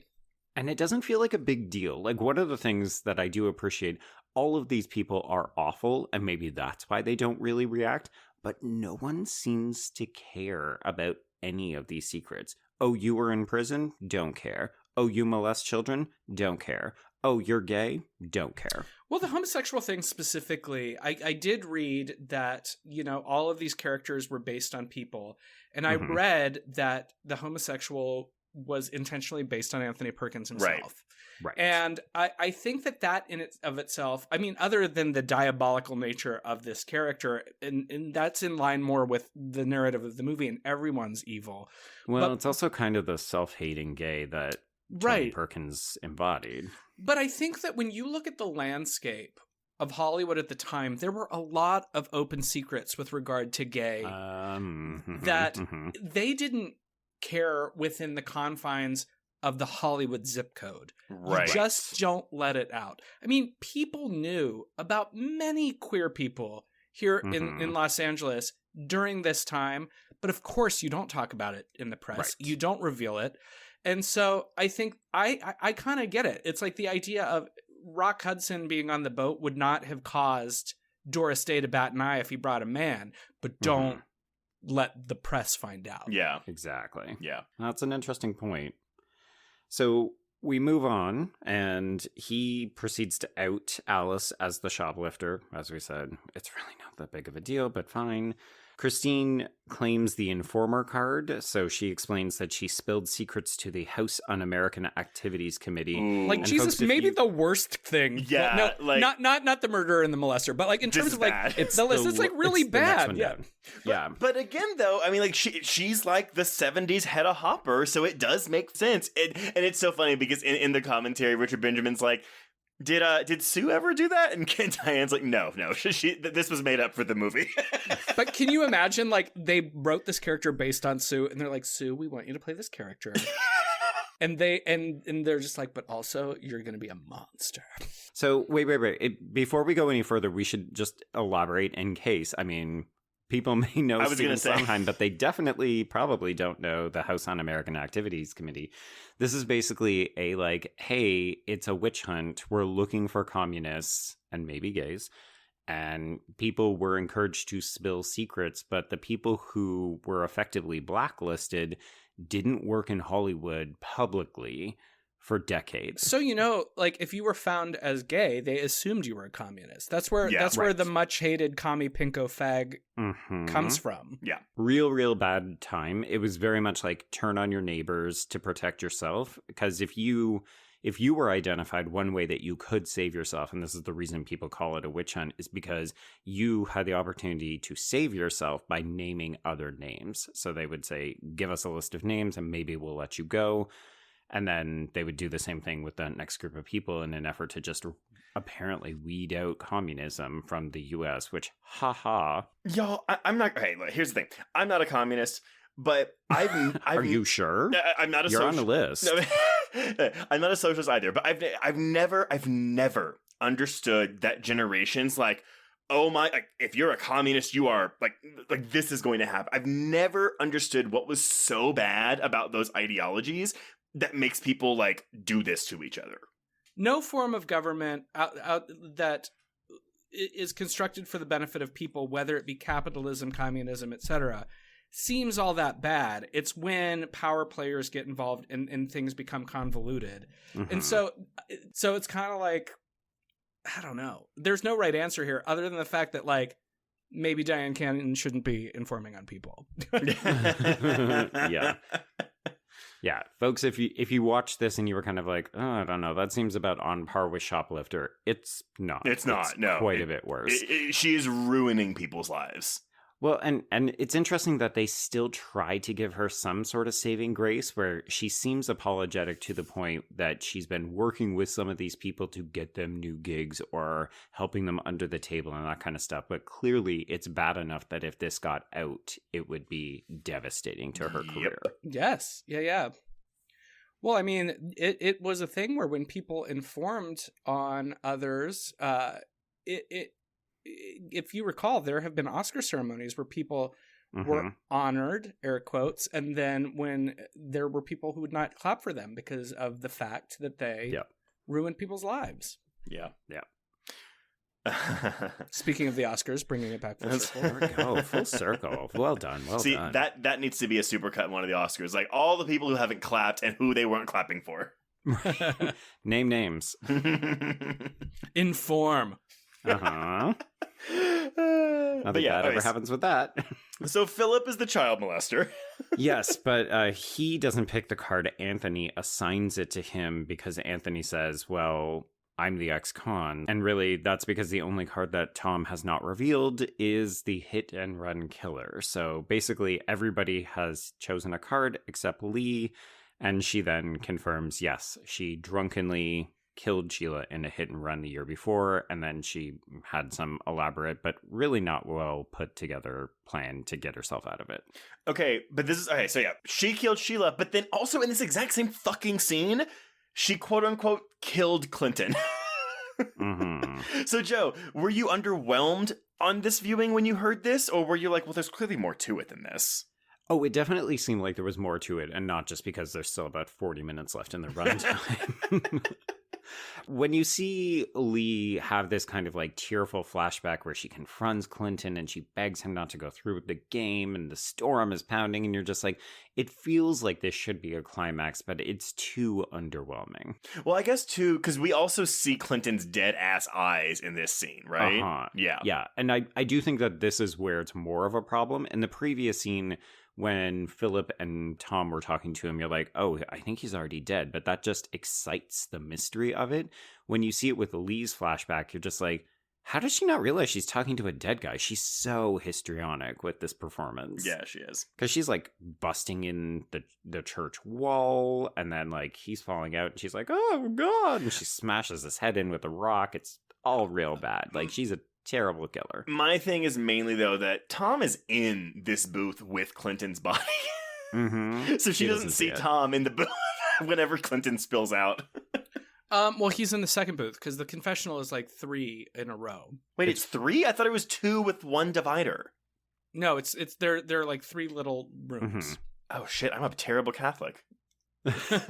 Well, I think in this specific example, right, because Clinton wanted people to go in the one, but it's been locked by the killer, aka Tom. Oh, right. So he's in the middle booth. Okay. Yes, and then people are going in on the other side, and he's like, wait, you're on the wrong side. Oh, okay, yeah. You know what? Ignore what I just said.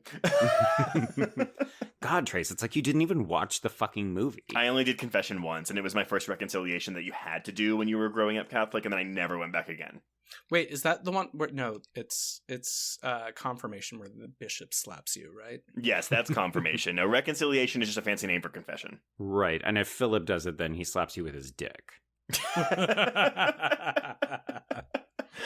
Literally, no one says, well, who did you molest? Because they're just like, all right. I'll confess, I was just kind of happy. Oh, God, no, I can't even say it now. Well, I'm on the air. I'll say it. I'm just happy that he wasn't a gay child molester, because I felt like that could have been an easy way to do it. Terrible. Well, but you also have a movie where it's the homosexual and the child molester who have been the baddest people in this movie, Right, technically. yes. But it's written by gay men, so it's fine.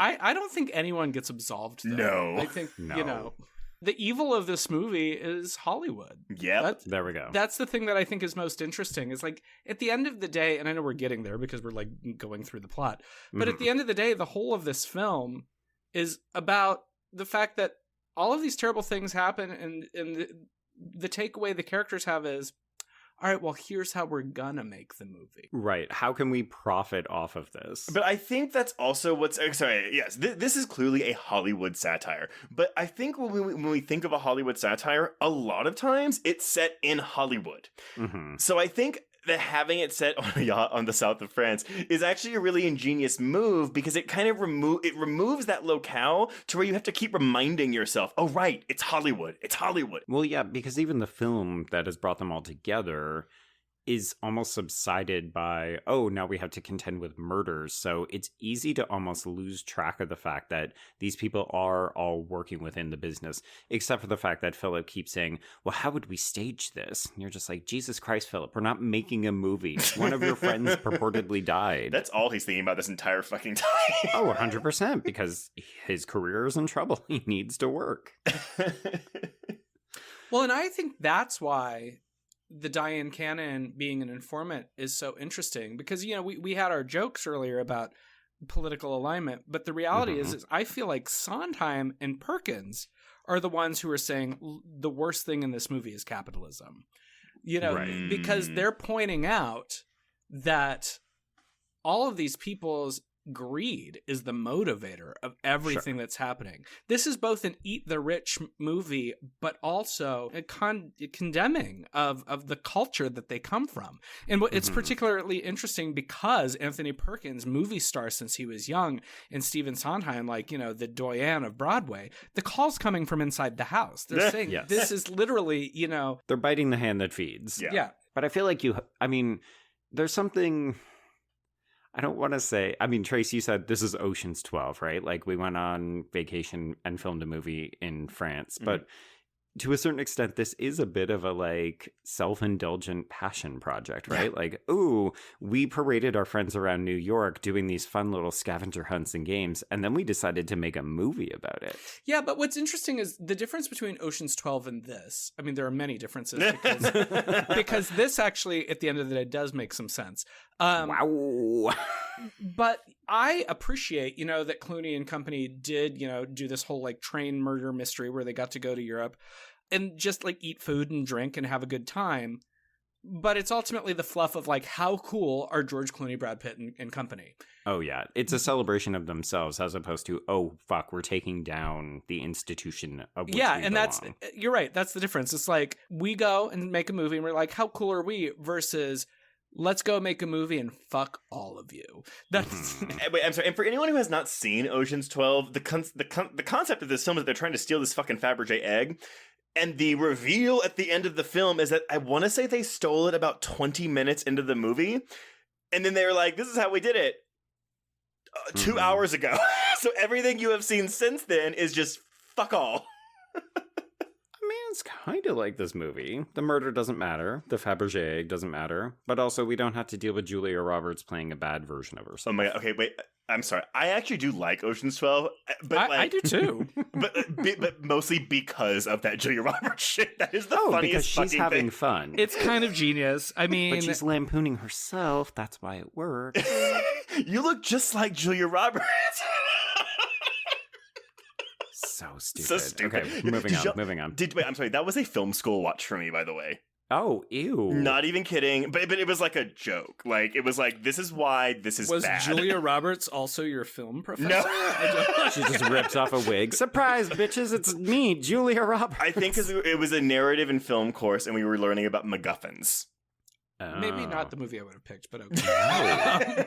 I mean, our teacher said this is a bad movie, but it was just like one of those things where it was really funny. That's your teacher like sucking up to try to get better end of year surveys. Like, oh, well, I showed the kids a fun movie. Why aren't they grading me better? I mean, we got to see some fun movies, but yeah, Ocean's, that was one where I was like, this is just a weird pick for your college course on film narrative. I mean, honestly, not to Perkins it up, but Psycho's a better MacGuffin movie than Ocean 12. Yeah. Because there's like an actual MacGuffin in that movie. I was going to say, I think there's a Hitchcock or two that maybe better fits the bill. I think in Ocean's 12, the entire movie is just a MacGuffin. Yeah, it's called We Went on Vacation and Happened to Make a Movie. That's the MacGuffin. You idiots, we lured you out to the theater. You gave us money for this. Oh, man. Everyone's going to go watch Ocean's 12 instead of Last of Sheila.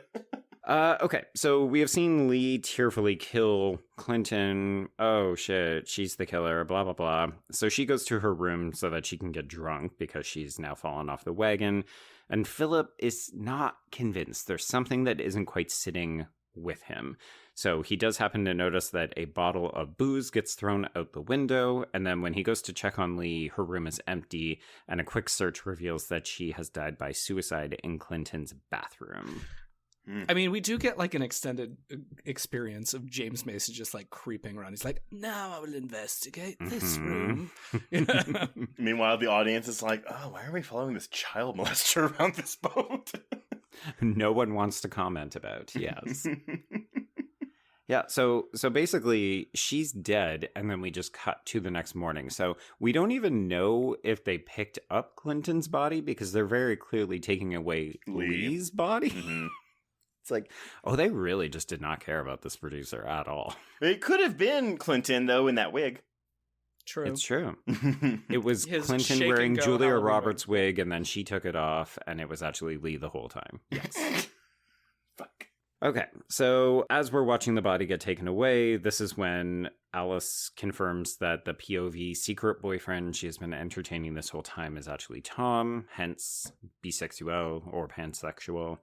And that night, Philip and Tom kind of revisit and work through all of the secrets. So something about the cigarette, something about the ice pick being missing. And then this is when Philip zeroes in on, hey, remember the picture from the beginning of the movie? It's really important because we also have Clinton's choice words. You don't have to move to play the game if you're smart enough. So basically what's revealed is that Clinton had put everyone under a very specific letter under the spelling of Sheila on the yacht. That corresponds to a word on the card, and this is when we realized that Tom's card, Hit and Run Killer, does not begin with an A, which means he actually had a different card. Oh wait, remember, he crumpled up his card, which means this is a second card that he has fabricated. I love that Tom's undoing is that he's not a good puzzle person or a game person. Mm. And then, yeah, honestly, the crumpled card, it's if you watch it, it's like, oh, it's so fucking obvious. Except it's not, because you're like, who cares about him crumpling a card up and remembering about that? Yeah, my thing was I definitely was not keeping track of the ice pick. So when he's just kind of jabbing at the ice with, I want to say it looks like a potato masher, but it's like, oh, okay, yeah, I guess that was missing. And then you see in the flashback, because we're getting flashbacks to all of these things. Right, yeah, he fully just like pocketed it and walked away. Joe, your privilege is showing again. What he was using, what you're calling a potato masher, is actually like a big a bottle opener that bartenders use. Yes, mashed potatoes is for the rich, folks. Yes. It's also not what a potato masher looks like. Only the rich have time to mash their potatoes. It's an indulgence, you see, because we can casually crush them. Look, I'm just saying I enjoy a meal of mashed potatoes before I ride my horse to my yacht. Wait, can y'all tell me why is an ice pick, even in the 70s, a quote-unquote classic woman's weapon? Because you have a glass of bubbly and then you kill. I've never used an ice pick in my life. Well, it's funny because to me, it retroactively makes sense because of Basic Instinct, but then I'm like, oh, wait, Basic Instinct is 19 years after this movie. So it's always been a thing. Apparently people just knew when they made an ice pick, oh yeah, women will like this. Well, it's probably because the shitty thing about it is it has to do with kitchen maintenance. The idea that, you know, back in the day... Oh, who makes a drink? Women. Who makes the drink? Who packs the ice box? Like, you know, an ice pick is now thought of as sort of like a fancy affectation, but back in the day, it was more of a real, like an actual tool. Yeah, a utilitarian tool, because the ice would be in a big block. So they, you know, the woman was probably in the kitchen chipping away at the ice pick. Husband comes in, blah blah blah blah blah. Fuck you, dead. He deserved it. End of story. Well, I guess because I always heard. I'm sorry, but what the phrase I've heard is that poison is a woman's weapon. Oh, sure. But never an ice pick. I've never heard an ice pick is a woman's weapon, but nevertheless. Oh, interesting. Now we know. Ice picks are for ladies. But yeah, we get this super cut. But actually, what I do like, so yes, you were right, Joe, what you said. We get this basically 25 minute long exposition dump. But it's also told because Philip doesn't know all of this from the get-go. He kind of figures this out as we go along, and we get those flashbacks. And normally, I would not like these flashbacks because this is the movie treating its audience like it's stupid. It's like, hey, remember this thing from earlier in the movie? It's important. But this plays more like, oh no, Philip is remembering this in real time, and we are just looking at his thought process.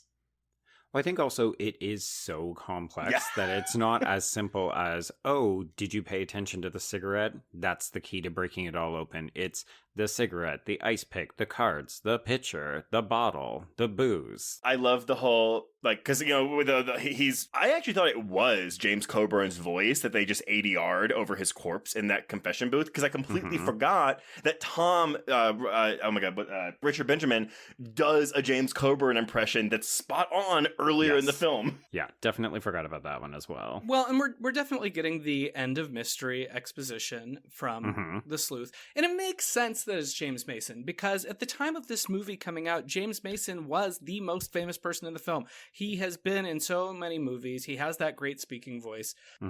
This feels very, very by design. And holy shit, because I mentioned James Mason's filmography, it just occurs to me, of course he's the child molester, because he is the star of Lolita, directed by Stanley Kubrick. Oh, okay.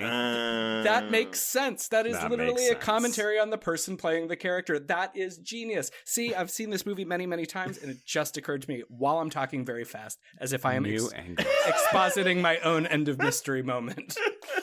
Hang on, just let me check the door to see if it's locked, because I need to get out of here. And it was Joe with the mashed potato device all along. Classic woman's weapon, that mashed potato masher. It's true. I've secretly been in drag the whole recording. It wasn't a secret.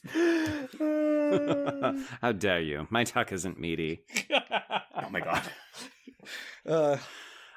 Yeah, okay, so basically we learned that Tom is actually the one who killed Clinton. He used the ice pick in the confessional, and then Lee believed that she had killed Clinton, so that's why she staged it to make it look like an accident. So then Tom was like, Jesus Christ, the labor woman, now I've got to restage this to make it look like a proper murder, so I can convince you that you are a killer, and everybody's going to find out, so that you will look like you have died by suicide, but secretly I've actually drugged you and then killed you myself. And he did it all for $5 million. Which is immediately going to leave his pocket to fund this movie. So my favorite thing is that we do get a kerfuffle, a skirmish between these two men. It's with puppets because we didn't bring gloves to the south of France, so the only thing that can protect Tom's hands when he tries to strangle Philip is Anthony's puppets. Oh, which I love, though, because he goes to get something in his room, and he's like, and he's literally looking for the puppets, so he's planning on killing Philip immediately. Already, yes. But then gives him enough time to explain everything. Oh, the dramatics. It's kind of ham-fisted metaphor here, too, because everybody was a puppet in this movie. Yes. Right.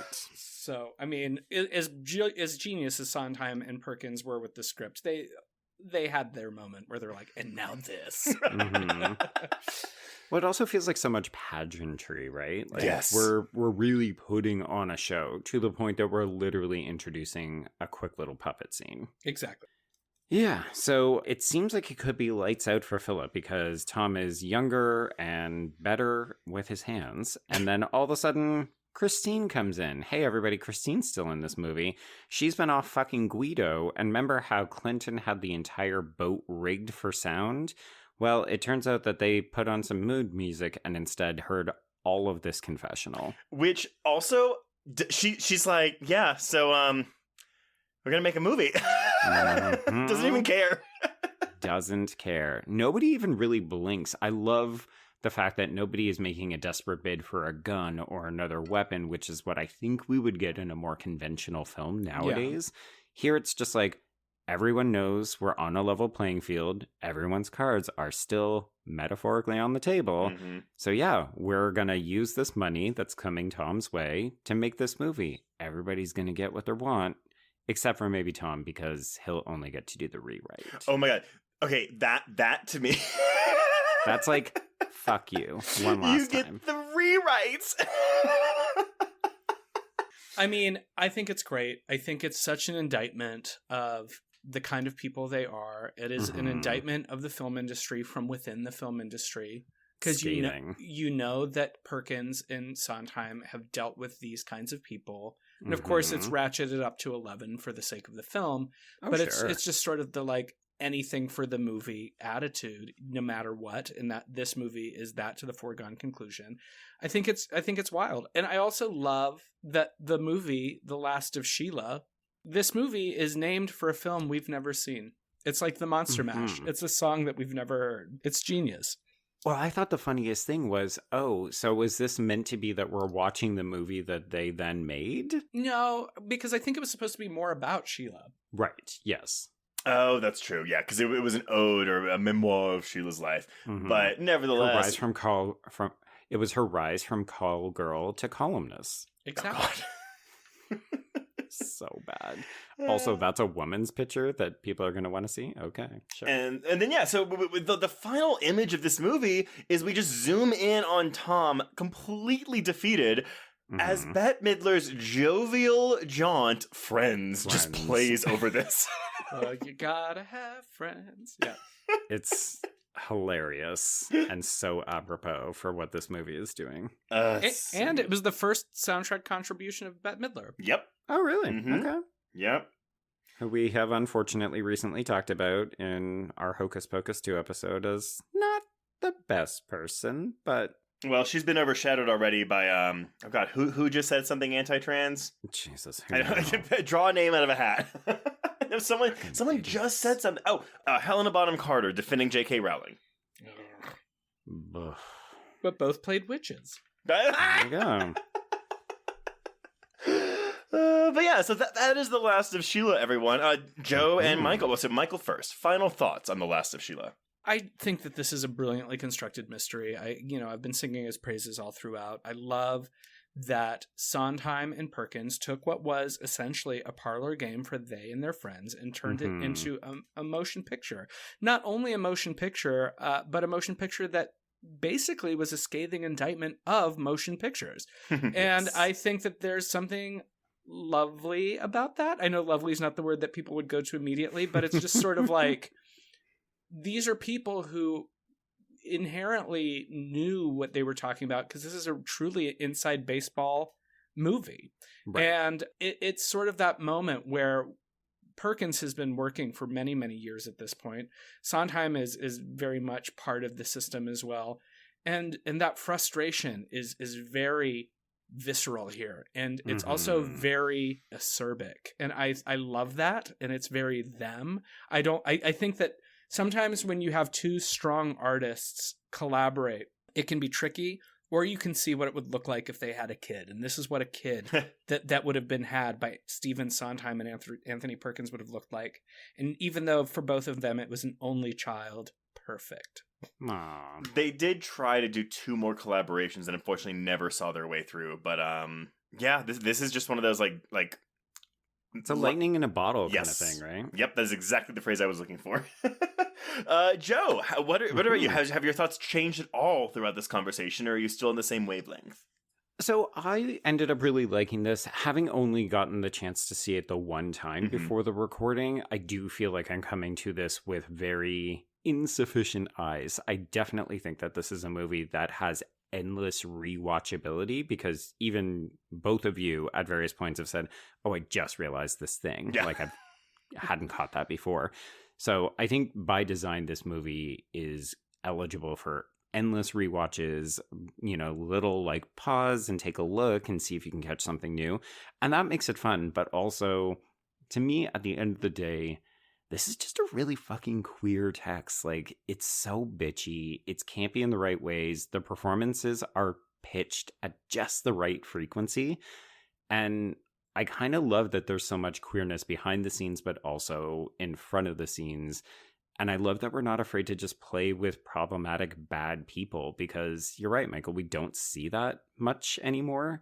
And it feels refreshing, which is a weird thing to say about a movie about a killer homosexual and a maybe killer child molester. But at the end of the day, I just think it's a lot of fun. Like, I really, really enjoyed it. Joe, I think it's so... I feel like if we went back and listen to our podcast episodes from 2-3 years ago, I know there was a time where both of us were coming down really hard. Like, we were falling victim to the depiction equals endorsement sometimes. Yeah. And so I think we've come around. Honestly, it's the thing where I like seeing fuckles. I like seeing fucking terrible people and just watching them. And I think I wasn't feeling that way about 2 years ago, and now it's like I'm craving just watching despicable people. So this movie was a breath of fresh air. And Michael, I really appreciate you putting this on our radar all those years ago, and that we finally got to cover it this year. Yeah, with you. I'm just honored that you asked me to come and party. It's as if, it was always destined that we three would be here on this boat in the south of France. Wow. And yes, and Joe, to side with you as well. It's watching this, I'm like, oh, wow, 1973, we're putting all this queer shit in a movie. And I'm just really, really happy it exists. And I hope, listeners, that if you have not seen this movie, please go seek it out. It's great. So, yeah. All right. Well, before we announce what we're covering next week, Michael, first, again, thank you again, but let everyone know, where can they find you and whatever work you want to put out there on social media? You can find me at Michael Varrati on Twitter and Instagram. Those are the best places. As you mentioned at the top of the show, I recently co-wrote Christmas with You, starring Freddie Prinze Jr. and Amy Garcia, which is on Netflix right now. As well as I was involved in this season of Dragula Titans. You can see me on one of the episodes doing some wrestling announcement, which, yes, that was a surprise to me as well. Ooh. And I have a couple other things coming soon, but I'm not allowed to talk about them yet, other than the fact that Wednesdays at midnight Mass, me and Peaches Christ will be talking about cult films for you to discover or rediscover and worship. Yes. Go listen to that, because there's some great underrated movie picks on there. But if you'd like to get in touch with us, you can reach us on Twitter and Instagram at HorrorQueers, or shoot us an email at horrorqueers@gmail.com. Find us on Letterboxd to keep track of all the films we've covered, and go to our YouTube channel to watch us talk to people. Conversation. That's my best selling point. But if you want to chat with other listeners, please join our Facebook Horror Queers group. If you have a moment, please rate and review us on Apple Podcasts or Spotify. And if you want even more content, please support the show by becoming a patron at patreon.com/horrorqueers. We are still in 2022, but we're almost at the end, but still to come. Well, still to come. So if you go to our Patreon this month, we have episodes on Terrifier 2, Christmas Bloody Christmas, Bones and All, Glass Onion, and an audio commentary on Scream 2 in honor of its 25th anniversary. Oh, shit. We also have a special bonus episode on Patreon this month over Into the Dark, New Year, New You. This is the Sophia Takal entry in that franchise. Which maybe plays into our final release of the year, Trace, next week. Oh, yeah. What is that, Joe? I don't know. Wow, your best surprise voice is hilariously unconvincing. So we're going to wrap up 2022 with a little New Year's themed main feed episode, and we're going to stick with Into the Dark. So we're going to open up the Patreon vault, and we're going to talk about, Michael, your friend, Erlinger, his entry, which is Midnight Kiss. Yes. Very, very, very, very queer, in case you have not seen that yet. Yeah, can't wait to see how the bloody commenters tell us that that's not gay. Oh my god. Great bottle death in that movie, though. There we go. But yes, until New Year's, everyone, we can cross out The Last of Sheila. Indeed, and cross out Horror Queers.